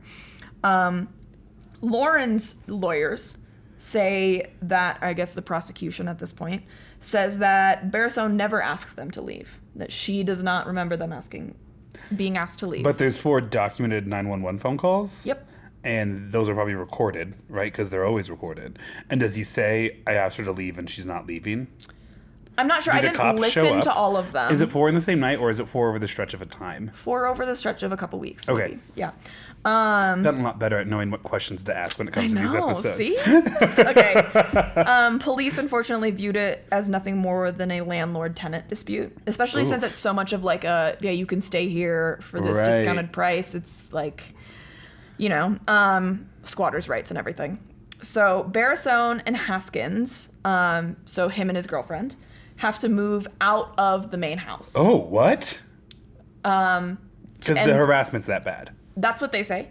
So they say the harassment's so bad that they move out of that main house because the other 2 wouldn't leave, and they move into, I think it's the apartment above the barn. Okay. Like, so where the horses are, you stay above that. It's never really clarified, which I think makes it look even worse. It's always wild to me when there's like a person's like, I asked them to leave a place that they didn't own. Yeah. And they said no. Like, it's just so wild. I just watched the docuseries on Netflix right now, The Worst Roommate Ever, and the last 2 episodes of that are about a serial squatter. Okay. And the stories are insane. Yeah. Yeah, it's... If you're interested in that, it's crazy. Because they just lock themselves up. Squatter rights, especially, like, you can complain to the law, essentially, but they'll be like, well, give them 3 months. And you're like, okay, but I have mortgage payments. Right. And it's insane. It's insane stuff. Okay, so... I mean, we are on the side of the worker. That needs to be clear, too. Oh, yeah, 100%. It's wild from a social standpoint perspective, where it's like... The tenants are always defended. I oftentimes will get up if I feel like someone else deserves the chair. So the fact that someone who owns the place would be like, leave, to then be like, no. It's also different if your landlord's a corporation versus, like, a single person, you know? Anyway... So they move into the apartment above the stables. Okay. The documentary does not specify that. That's what I'm assuming, and I think that's kind of because they're biased, I think, probably towards Michael, even though they interview Lauren. Okay. They don't say that if you don't know anything about barns, you would be like, oh my God, they're sleeping in a horse stable. No, I'm sure yeah, it's that's not gorgeous. what's happening. Yeah. He owns 2 barns. There's no way there's not an apartment over there. So they also, Michael and Mary, make the decision to send Mary's 2 children away to live with their dad. Because they think the harassment is that bad. Lauren's version of events is that there's a flood at the house, which ruined the place that Michael and Mary are staying in. And so Michael and Mary tried to evict Lauren and Rob so that they could take their space, and they said no. Okay. Which is still weird because you're basically staying there for free. Right. But it's like, again... Is this not written in a contract that they can terminate? It's all just no idea. spoken word? I don't know. That's okay. Yeah, Sorry. I have no idea. So July 31st, that is the first call to the police from Michael Barrasone. There's a quote, they have chased us out of our house and I need this dealt with tonight. That's the first of 4. Okay. The online attacks continue, despite them moving into a separate house and all of that. This is the quote from the Facebook post that Lauren Kanarak posted. Quote, everyone should be worried. I'm not responsible for anything my other personalities do when they're threatened. That's such a complicated thing to say. Especially in 2019 too. And it's also that is a condition that exists, but is also pretty rare and isn't an excuse for crime. No. Because it sounds like she commits a crime. Nice. Okay. We'll Not giving it away. No, I won't give it away. I don't trust her. In large part because of the insane things she's already saying on Facebook. Okay. She started off this episode as Cersei Lannister at the start of the seasons, which is smart, manipulative, kind of willing to do whatever. Yeah. And now she's here at the end of the season where she's like, everyone must go. You know? Yeah, exactly. So I'm not responsible for anything my other personalities do when they're threatened. I may hide in a bunker to keep all 9 of us safe. 9? Oh, 10, including Rob and the dogs and my horses. I think I'm going to need a bigger boat. Okay, so I'm sure she's haha, killed it with that. Who is she talking about in that? I would not fucking tell you. How does she get to 9 before her dogs, horses, and partner? She's trying to claim she has multiple personality disorder, but as a joke. Oh, is that what she's trying to say? All 9 of me, plus whoever else. Oh wait, I may need to hide myself in a bunker to keep all 9 of us safe. Oh. Yeah, which is even grosser. Sorry. Yeah. It's just the correlation. When was the last season of the United States of Terra? I have no idea. Do you know what that show is though? It was okay. Anyways. No, you're good. Okay, cool. It stars Toni Collette, if I remember correctly. It's great. Okay, it's interesting. I'm not. Maybe I've said too much. Go ahead. You can say whatever you want. It's a woman with diagnosed multiple personalities. I have a lot of. There's one with. Have you seen the one with Billie Eilish? No. This was a whole series that was 3 or 4. I'm gonna show you this one clip. I think it's from maybe it's an Amazon Prime TV show. But Billie Eilish plays a therapist, and it's gripping. I'd listen. It's so. I'll show you the clip. Listen. I've only ever seen one clip, but it's so good. Okay. Anyway, so she makes that weird ass Facebook post. People at the barn in general are worried for their safety. They interview a bunch of them in the documentary, or at least 2 for sure. Yeah. One of the 911 calls, I'm not sure if it was the first, the second, third, fourth. Michael says, quote, "They're nuts. They're stalking us. They're harassing us. We're in fear for our lives." My one problem with this quote, y'all, is that he pronounces harassing us as Harassing? Yeah. And now Maya swung on the Lauren side of I literally things. had to rewind it. I was like, he did not just say that. It was dumb. He's harassing us. They're harassing us. Okay. So now we're to August 2nd. She posts August 2nd, 2019. August 2nd, 2019. It's so funny because I'm sure I could go back on my calendar on my phone just to and see be what I was doing on that day. I'm actually going to see. Yeah. August 2nd, you August said? 2nd, 2019. Okay. Specifically at like early in the morning, It's 8 a.m. pre-COVID, so I'm definitely not hiking. August 2nd, 2019. The next day I had to help out with school registration. I was in Seattle for a little bit that summer. Oh. Compared to my life now, look at what July looked like in 2019 for me. That's really sad. Things have changed. Are you okay? Now, yeah. Yeah. I mean, Okay. jury's out, but that's fine. Okay. July 2nd, this post was made by Lauren at 8:14 a.m. And I know that because they showed the screenshot of the post. Okay. Quote, I'm being bullied by a 6'3" man. Bullied to the point I'm afraid. It's very complicated. I'm not sure of what I can say here, but it seems as if Safe Sport was created exactly for this reason. Safe Sport? So Safe Sport, this was another deep dive that I would have gone down if I had the time. It seems like it's essentially like a CPS like thing where if you see something or feel like your coach is treating you unfairly, or if you're being like harassed, bullied, abused in any way, like my football coach had like touched me weird. Right, you can report it. And then they'll send someone to investigate. So she's like, better watch out. I hate this man. I'm not leaving the apartment he gave me. He doesn't make me feel safe. And but I'm she's now still I'm going to voluntarily there. Voluntarily there and voluntarily Maybe I need to have like a bigger view where it's like she might not have the money to move out. Right, like that's a big thing, right? And I'll say right? a quote like, at the end that explains maybe a little bit of why she's staying, but it's still like, girl, what? Yeah, like Yeah. Yeah. So friends encourage her to leave the farm in comments, whether it's on this or on other things. And she assured them that she's trying, but she's anxious to leave her horses behind. Okay. Specifically saying, quote, harm will come to me before I ever let harm come to them. Okay. Fair, I guess. I will say animal abuse and people abuse are a little different. Sure. Especially someone whose entire profession is based off of horseback riding and treating horses well. Abusing a horse is something that would like spread far and wide really fast, whereas maybe abusing a person is a little bit easier to get away with or something like that. Like that's you the sport. That's the intensity. If you want to compete leave. At that level, and he has a bunch of clients that don't live there that have horses there. Right. You know.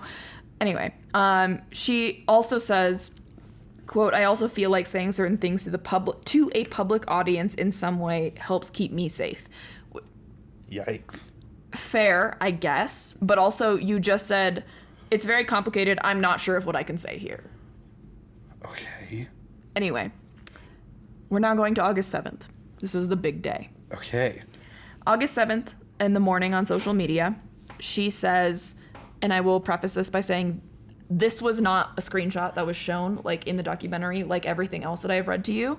This is something that's quoted from Michael after the fact. Okay. So it could be skewed in a certain way, but this is what he says the social media post said. All my moves against them have been planned for months. Wait, hold on. He's saying this or she's saying this? He's quoting this to the camera saying, like, this is what she posted that morning. So it's his voice, but her post. Yes. Okay, so go ahead. Yeah. All my moves against them have been planned for months. My moves until now were child play. That's the whole post? That's all he distinctly remembers to say to the documentary crew, right? The important thing that happens on this day, I mean, there are a lot of important things. The big thing that happens that I think caused everything else is CPS are called by Safe Sport. Okay. Because... Child Protective Services? Yep, because Lauren had filed a complaint with Safe Sport, as she kind of Said implied she would on right. August 2nd. She said that she was being bullied by Michael and Mary. She's getting bullied and body shamed. She's a 39-year-old woman in this story, though, right? I think 38, yeah. Okay. 37, 38. The form that Lauren fills out and submits has a very specific question that says, does this report involve allegations or concerns of child abuse or child sexual abuse? And she answers yes. So that CPS shows up. They show up specifically to check on Mary's kids. Mary's kids have not been there for at least a couple weeks now because they sent them away to live with their dad. Right. And no one at the barn that they've at least interviewed say that Michael would ever abuse those kids. Both sides of the lawyers even say that there's no direct evidence of mistreatment of children. But everyone kind of agrees that this was the like snapping point for Michael. Yeah. That because he's now being accused of being like a child predator. abuser. Yeah. It was funny just because of how dark it is. The journalist asks, "There's not much worse than being accused of harming a child," and the lawyer says, "Perhaps being shot." Okay. Yeah. Okay. Okay, continue. Yeah. So Barrisone, at this point, remembers going into the office. He interrupts a meeting with the social worker who's talking to Mary at the time, and he asks everyone to wait outside for a moment. He has to do something in the office. He grabs a 9mm gun out of the safe that's in his office. This gun is not his. It's owned by one of his clients. Okay. Who's keeping it at his place because he has a gun safe or whatever. Okay. Her name is Ruth Cox. Ruth Cox owned the gun legally, bought it illegally in New Jersey. He grabs this gun and he drives over, because they're at the barn. To the main house. Driving over to the main house, and then it's unclear what happens. It is 2:13 p.m., and there's a call to 911 where Lauren is bleeding heavily from 2 gunshot wounds. I'm going to remind you that no one dies. Everyone's fine. There are some injuries, and we'll talk about them, but I'm not going to say anything too graphic. But if you would like to skip forward, maybe skip forward a few minutes. On the call, on the 911 call, you can hear Rob subduing Michael Barrisone, saying, like, stay the F down. And then you can hear Lauren saying, "I've been shot in the heart. Michael Barrisone shot me. Please help. Please help." And I'm never one to say someone's reacting in the wrong way, right? Like, everyone responds to grief and pain in their own way. Sure. I will say this call from Lauren seems very level. Okay. And I'm not saying she wasn't hurt, because she was definitely hurt. There's, like, medical evidence that she was hurt. It was just, like, very off-putting to hear her, like, they play the tape on the docuseries or the documentary, and it's literally like, "I've been shot in the heart. Michael Barrisone shot me. Please help. Please help." Like, it seems very, like, even keeled. Okay. And meanwhile, you can hear Michael in the background. Yeah, you can hear at least Rob's trying to subdue Michael. Okay. Lauren and Rob's dog attack Barrisone, so he sustains some injuries from that, as well as Rob, like, beating Michael, essentially. So Michael is pretty severely beaten. So Lauren gets the first ambulance. They interview the cop that is the first to respond to the scene, and he's like, "Yeah, she was in bad shape. She was, like, basically gray by the time I got here. Like, she was losing a lot of blood. Right. She's shot kind of in the chest, I think." So she gets the first ambulance. Michael gets the second ambulance. The arresting cop remembers Barrisone repeatedly whispering, "I've had a good life." He's, like, beat up. Yeah, he's beat up. I think at this point he thinks, like, this is it for him.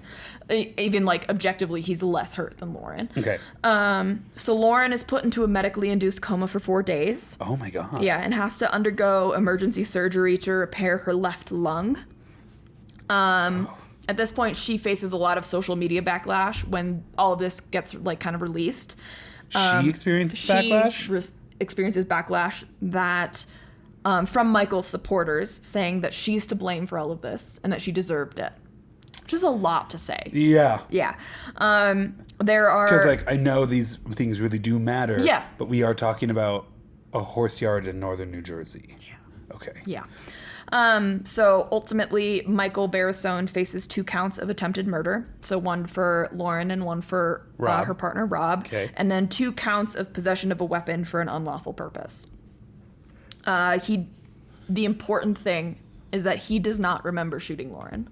Okay. Or at least claims he doesn't remember shooting Lauren. So he denies shooting her or denies remembering shooting her? He denies remembering it. He doesn't deny the action. Okay. But in the documentary, he says that he remembers going into the office, retrieving the gun, and then he basically comes to in the hospital bed, handcuffed. Okay. Yeah. Michael and Mary's relationship ends shortly after the events of the crime. Sorry. What a way to put it, Maya. Thank you. I was so in it. So she moves out or he moves out? Could not tell you. Gotcha. Okay. Yeah. So they split the estate. Yeah. So they break up, and that's important for a reason that we'll get to in a second. That Michael and Mary break up. Okay. Yeah. Michael's in jail for 2 years before his trial commences. Oof. Okay. So it commences spring of 2022, and it lasts about 3 weeks. He was facing 80 years in prison. Yeah. And I think he's in his mid to late 50s at this point, so that's a life sentence. Yeah. The defense's argument, they go for an insanity defense. Okay. Which is big for a lot of reasons, because it's pretty well known that insanity defenses rarely work. Right. They rarely win, and oftentimes they even hardly go to trial. Like, the defense will tell the judge, like, this is what we're going to do, and the judge is like, no. Yeah, you should just plea it out. Yeah, then. plea it out, yeah. But it goes to trial. So, although the relationship is over, Mary does testify on Michael's behalf. Okay. Saying, like, she witnessed him becoming more and more kind of unhinged as the social media attention kind of grew on him in a negative light, as her posts kind of accelerated in what they were saying about him. And she is adamant that he loved her children and would never mistreat them or allow anything to mistreat them or allow anyone.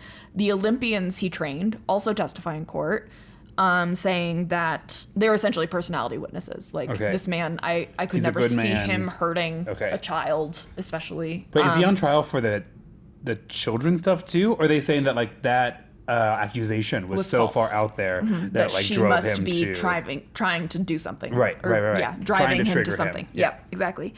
So the defense claimed that Lauren subjected Michael to mental abuse that caused him to shoot her. And that's complicated for a lot of reasons, obviously. You could argue that she was kind of pulling off a slow motion home invasion. Yes. Literally. I mean, like, yeah, but okay, continue. And then it comes out, this is how I learned it in the trial, and I'm not sure if this was like a well-established fact prior to the trial, but I found out at this point that the moments leading up to,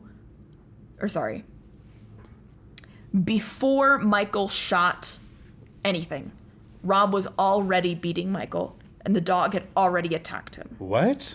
Because I think he came in there really hot, Sure. right? And was probably maybe trying to attack, or made it clear that he had a gun, so maybe like everyone Threaten was like, you get out. Yeah. Right. Exactly. So there's a lot of reason that it could have happened, but in my head, it happened the opposite way, that he comes in hot, shoots, shot, and then he's tackled. But instead it was kind of the opposite way, which is like still understandable, right? But a weird. Either way, my guess was wrong. My guess, arson. For those who had arson, answer was arson. Question 2. No, I'm kidding.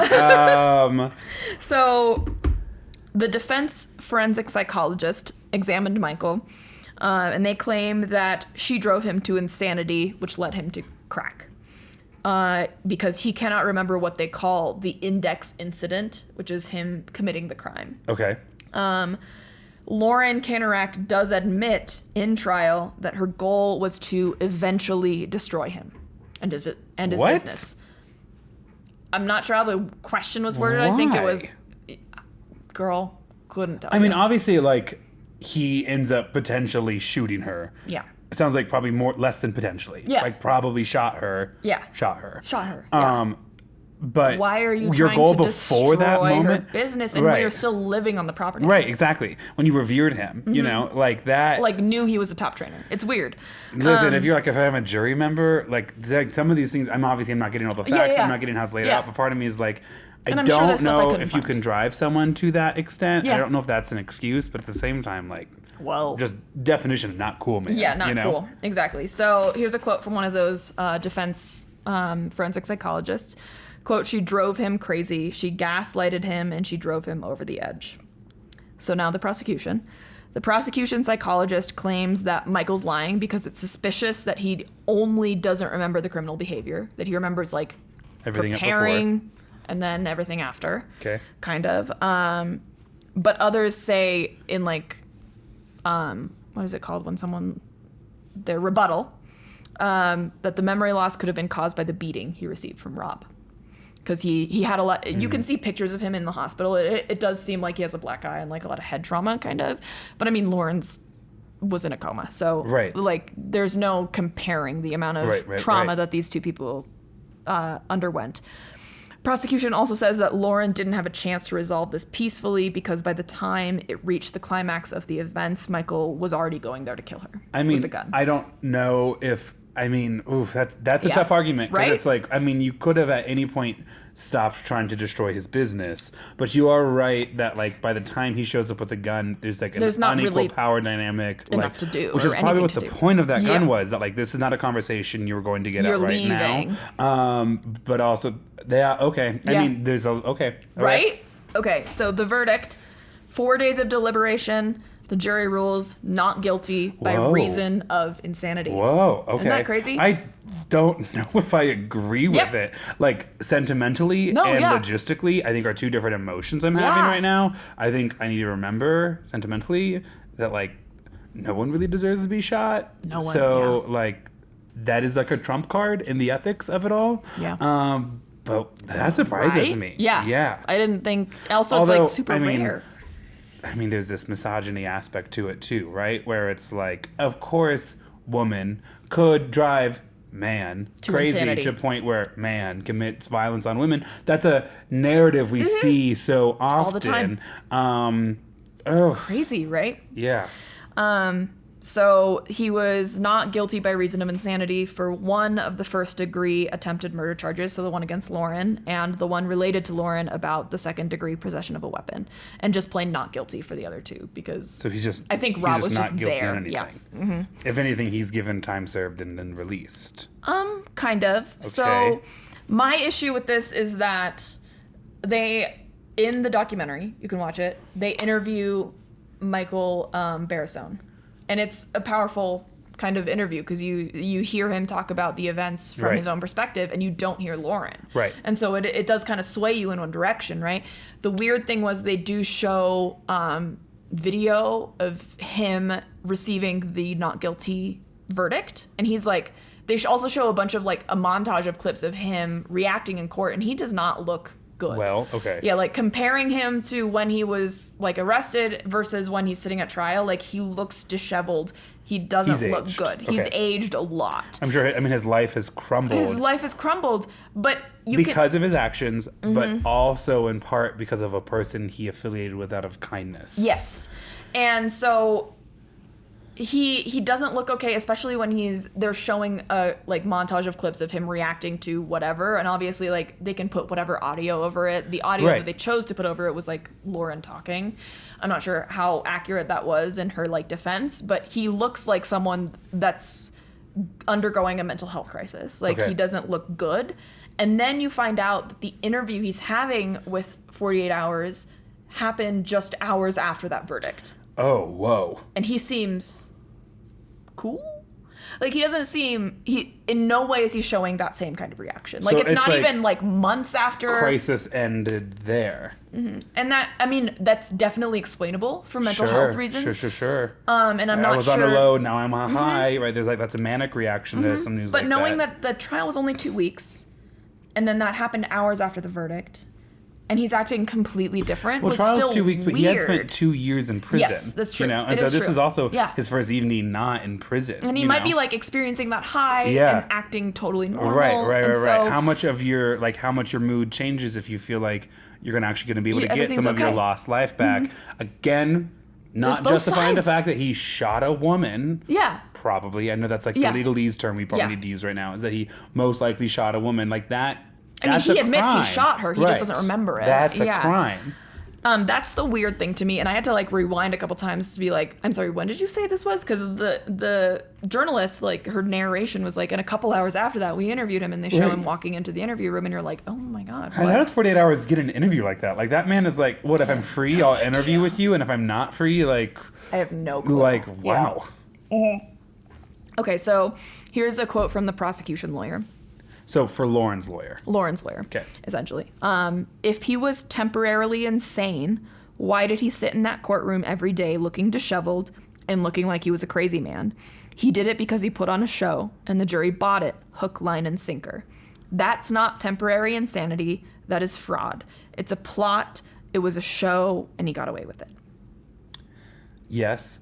Also, it reminds me a little bit of like coach of losing team trying to like build a narrative around why they lost. Yeah. And it's not because they didn't do their job right. They're like, well, when you got a guy out there like they do on the other side and they sink, 30 points on you, there's only so much, we're going to be able to do. But, something happened today that wouldn't normally happen. But also, that's not necessarily wrong either. Like, one of the reasons why the insanity defense doesn't work oftentimes is because many people don't believe it. Right. Yeah, and also certainly not a full panel of jurors. Also, if you spend 2 years in prison and you're like kind of not used to people analyzing your every emotion, right.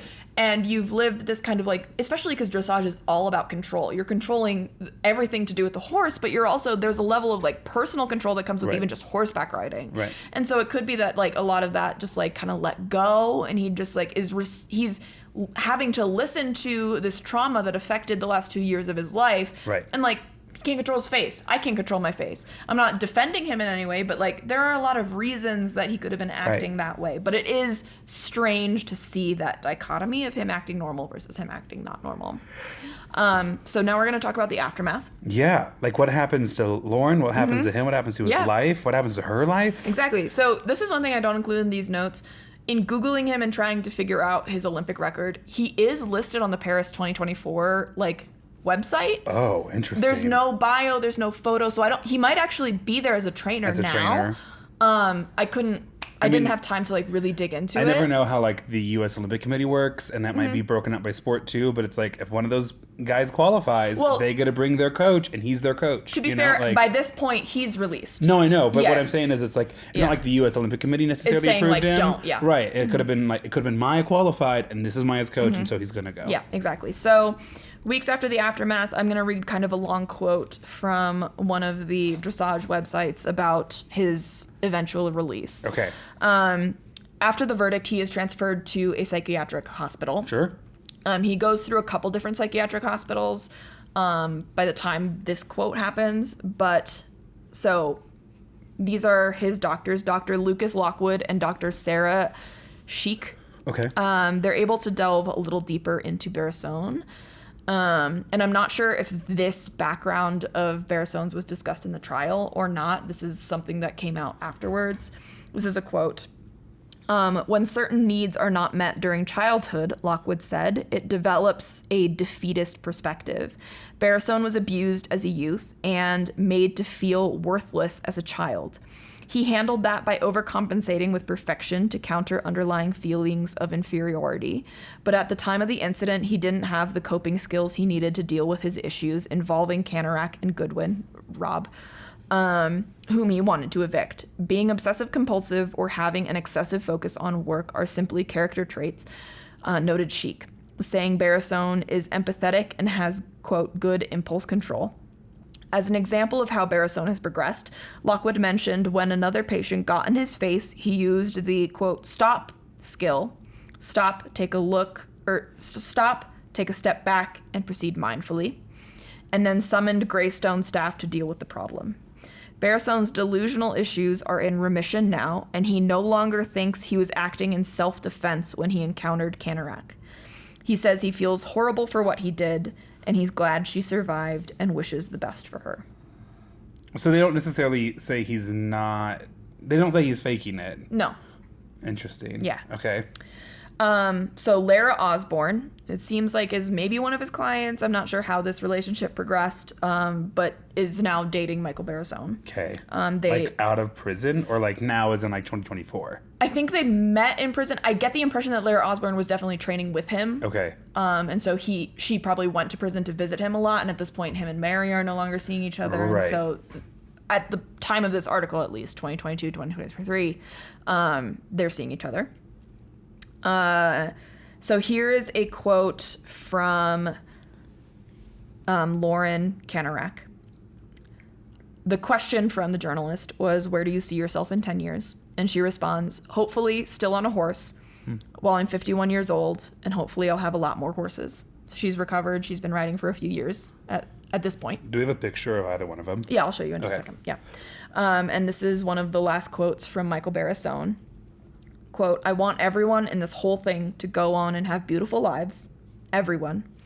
I only want everyone to do well with the dreams that they have. However, when he was asked how he would react if he ever saw Lauren, he says, I never want to see her again. Yeah, I don't necessarily. I mean, I don't both disagree. from like whatever anger he might still have, and also whatever shame he might still have around that whole thing. Exactly. So Lauren has not given up.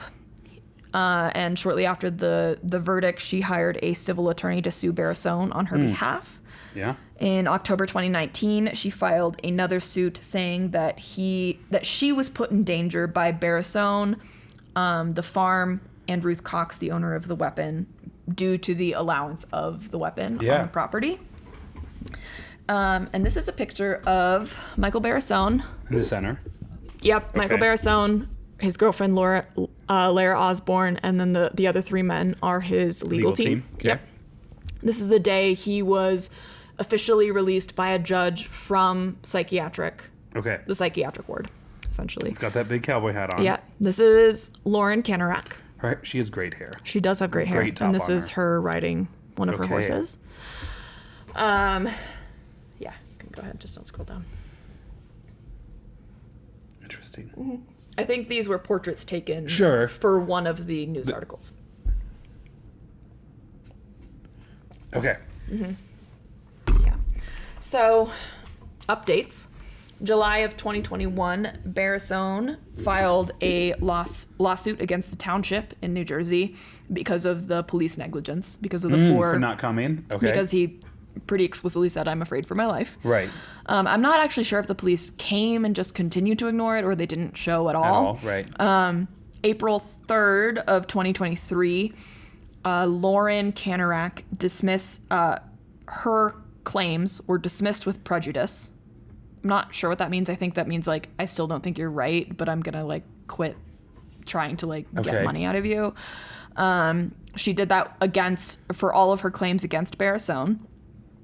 There's an article published April 13th, 2023, saying that Michael is suing, I think, Lauren for monetary damages for like the legal fees and insurance money. November 17th. So this kind of continues, like they don't unhook horns. It doesn't seem like it, yeah. Okay. November 17th, 2023 is the official date that he's released from psychiatric treatment. November 17th, 2023. Yep. Okay. Yeah. So all of that time he's been in psychiatric treatment, psychiatric wards, whatever. Gotcha. Yep. November 17th of 2023, he's after being treated at various psychiatric institutions, a judge has ruled that he should be released with some conditions. These conditions are he must not have contact with Lauren, he must remain in New Jersey, he must continue regular treatment with the psychologist, he cannot possess firearms or drink excessively, and he must return to court for a check-in in 3 months. And that's the last update. All I know. Yeah. Interesting. Yeah. Also interesting because this is not a man whose life can now go back to being anonymous. Like he was not anonymous before. And even now, when I tried to Google Barrisone Olympic record, I could only find articles about this. About this whole event. Yeah. Or like articles from previous to the event. Yeah. So what's your final read on the situation? Because because I have to give a summary. Yeah. Oh, I get to give a summary. Do we want to do that first before you give your final read? Wait, okay. I'll get a timer. Get a timer. Do-do-do-do-do-do. Okay. Good. Okay. All right. Let me show you how impromptu speaking's done. I am ready. Okay. 3, 2, 1. So we start off needing to understand the world of dressage, which is a lot like obstacle horseback riding, but it's fancy dancing instead. And at the peak of fancy dancy horse riding is a man named Michael Barrisone. Mm-hmm. Michael, he's a pretty big deal in the dancing horse industry. He has 2 different locations in dressage. I'll stop being sarcastic. He has a place up in New Jersey called like Winterfell, and he has a place down in Florida called... And so he has those 2 places, and he is tutoring people, and he seems to be someone who is both successful as a competitor and now as a coach. Enters a potential prodigy by the name of Lauren, and it's not Canarak. Canarak. I was like, it's like Kesha's song. It's the Cataracts. You have 5 seconds. I want to go over. Okay. I didn't know I had to get it under 60 seconds. That's the goal. I've been slow walking this. You can tell by my pace. Yeah, I know. I was worried. Oh, I'm sorry. I thought, okay, well. You're at 105. Okay. So anyway, so Lauren maybe has a lot of talent, maybe also has an agenda, and then that creates an unhealthy living environment. They eventually have to separate, and Michael and his girlfriend Mary live in the stables as she continues to live in the main house. And then through a series of like escalating Facebook posts, she reports Michael for child abuse to Child Protective Services. And when they come to investigate, he is thrown into such a rage that legally he is designated insane in that moment and shoots her. And then it gets resolved in the court where they agree he was insane in the moment, and is found ultimately not guilty of the crimes on the basis of insanity. I didn't know I was trying to get it to exactly a minute. That's the goal. Oh, I thought it was at the sorry. That was a minute 49. And but you got most of the crime in under a minute. Thank you. There you go. That's important. Yeah. I mean, it's 35 That's the challenge seconds. is that it's supposed to be under a minute. That's good to know. Yeah. That's good to know. Yeah. Can we do it again one more time then? Yeah, sure, Trust. if you want Okay. to. Okay. We ready? Yep. Okay, so there's this guy named Michael Barrisone. Not guilty, but I'm feeling weird about it. There we go. 5 seconds.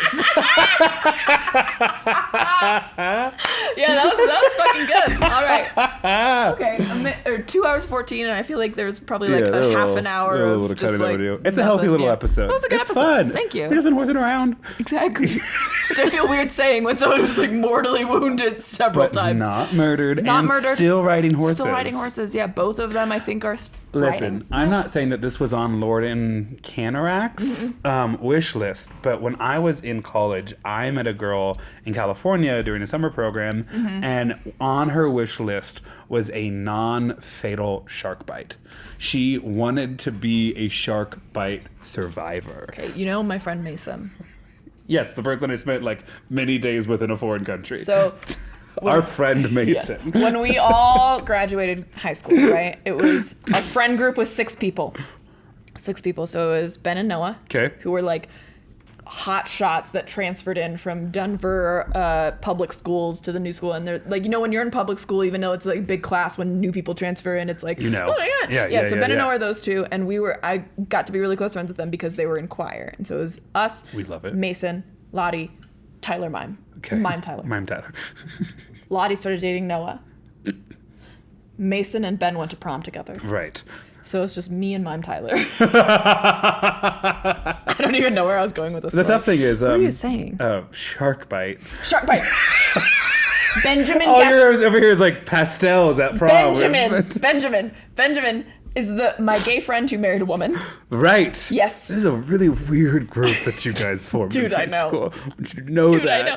And it's so funny because you don't know like the 2 key players. Like everyone's high school friend group ended up going on the craziest different paths. Yeah. And everyone's college friend group is the same flavor of person in just different U.S. metropolitans. Exactly. So Ben was just like, he was also the one that my AP US history teacher was like, you guys should date. And then I was like, she like kept putting us near each other in the random seating charts. She saw something you didn't. Probably. I still love Ben. Ben had a fucking insane wish list though, like a bucket list. Was one of them marrying a woman? No, crazy enough. He used to wear like the shortest little salmon colored pink, like skin tight shorts. Naturally. Yeah. It's like a like clear, like this man is gay. Right. One of his wish list items was to backpack solo across the Middle East. What? What? And I know backpacking doesn't mean literally with a backpack. It just means like to like city hop. This man literally went to, I think he officially has a master's or like a doctorate in classical guitar. Because I was like, if he's a history nerd, sure. Like, there's obviously so much history there. No. But like, you haven't even heard his other 2 bucket list items yet. No, but I love that this is what triggered. That's the first one. Oh, okay. The second one is being on a plane that was hijacked. He doesn't want to die. He just wants to have the experience. I feel that way a little bit. This is bad. Feel that way a little bit about plane crashes. Would love to survive a plane crash, but then like you're reminded of like the horrors you would of see a hundreds lot of of people things. dying around you, and then I'm like, well, then no. Okay, so his other thing. Here's how you would relate to Ben. That doesn't feel like a compliment. No, I want you to know. Ben had the simplest flip phone with like the not even a QWERTY keypad, like the T9 keypad, literally until he was a freshman in college. Right. I mean, a lot of us had that. Okay, but that was 2017. There was no reason for him to have that. I think I had like the side swiper thing maybe my freshman year. Your freshman year of college was 2017? No, 2016 to 2017, yeah. That was your freshman year of college? Yes. So you graduated in 2015? No, you graduated in 2016. Mm-hmm. Yeah. 2016 was your graduation year. I'm just once again reminded that I could have taught you in high school. Which is wild. My first year would have been your last, so just barely. Just barely. That's wild. Yeah. Yeah. His other wish list item to get mugged. What? Here's the happy ending to this story: is that he went to Peabody. He went to Peabody, which is the conservatory off of Johns Hopkins for music. So he was in Baltimore, Maryland. And someone did try to mug him for he had just gotten an iPhone, I think, because he needed like maps to get around. Sure. And I think his parents were both like, yeah. Please know where you're going. And someone tried to like throw him into a lamppost, steal his phone, and he got it back from them. Like chased him down and stuff? Could not tell you. I don't remember how he did it. Listen. This little twink man. I made a point. She can say she's part of the community. I tried to send little like gift packages to like some of my high school friends during our first or second year. And I'm sure I sent everyone little various things. Especially it was like, I don't know if I sent one to Noah, probably not, but like Lottie and Mason, or not Mason, but Ben, because Mason was still in high school, and like a bunch of other people that went across country. Like I think I sent Lottie like green chili or something like that. Cute. It was a whole thing. Ben, I sent a bright red G-string with the communist logo on the front. The hammer and sickle. Because he used to have a sticker on his water bottle that said like gay communist or something like that. Right. And then he lost that water bottle and he was really sad about it. So the topic of getting mugged. He married a woman. Fucking insane. Yeah, that's a whole story that we're gonna want to hear. I'll tell it on Patreon maybe. Okay.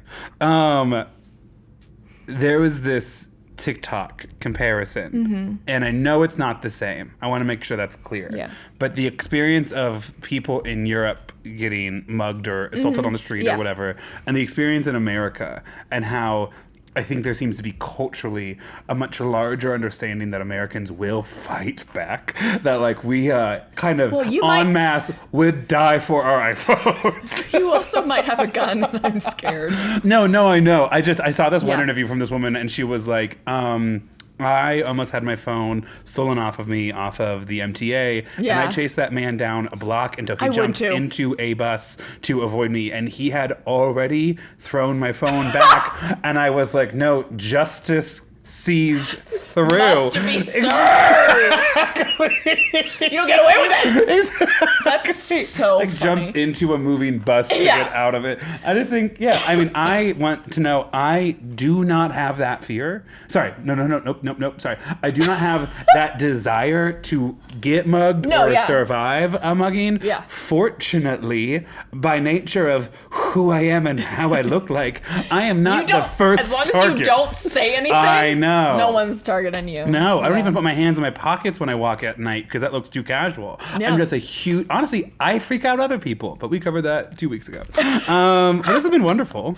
Yeah. Thanks all for listening. Is there anything else you needed to say? I don't think so. I'm going to let you do the title. We are, if you like more That's of us, not what I we're said. I said available. I'll let you do the title. Yep, you go. Do you want to do No, both? that's you. That's you.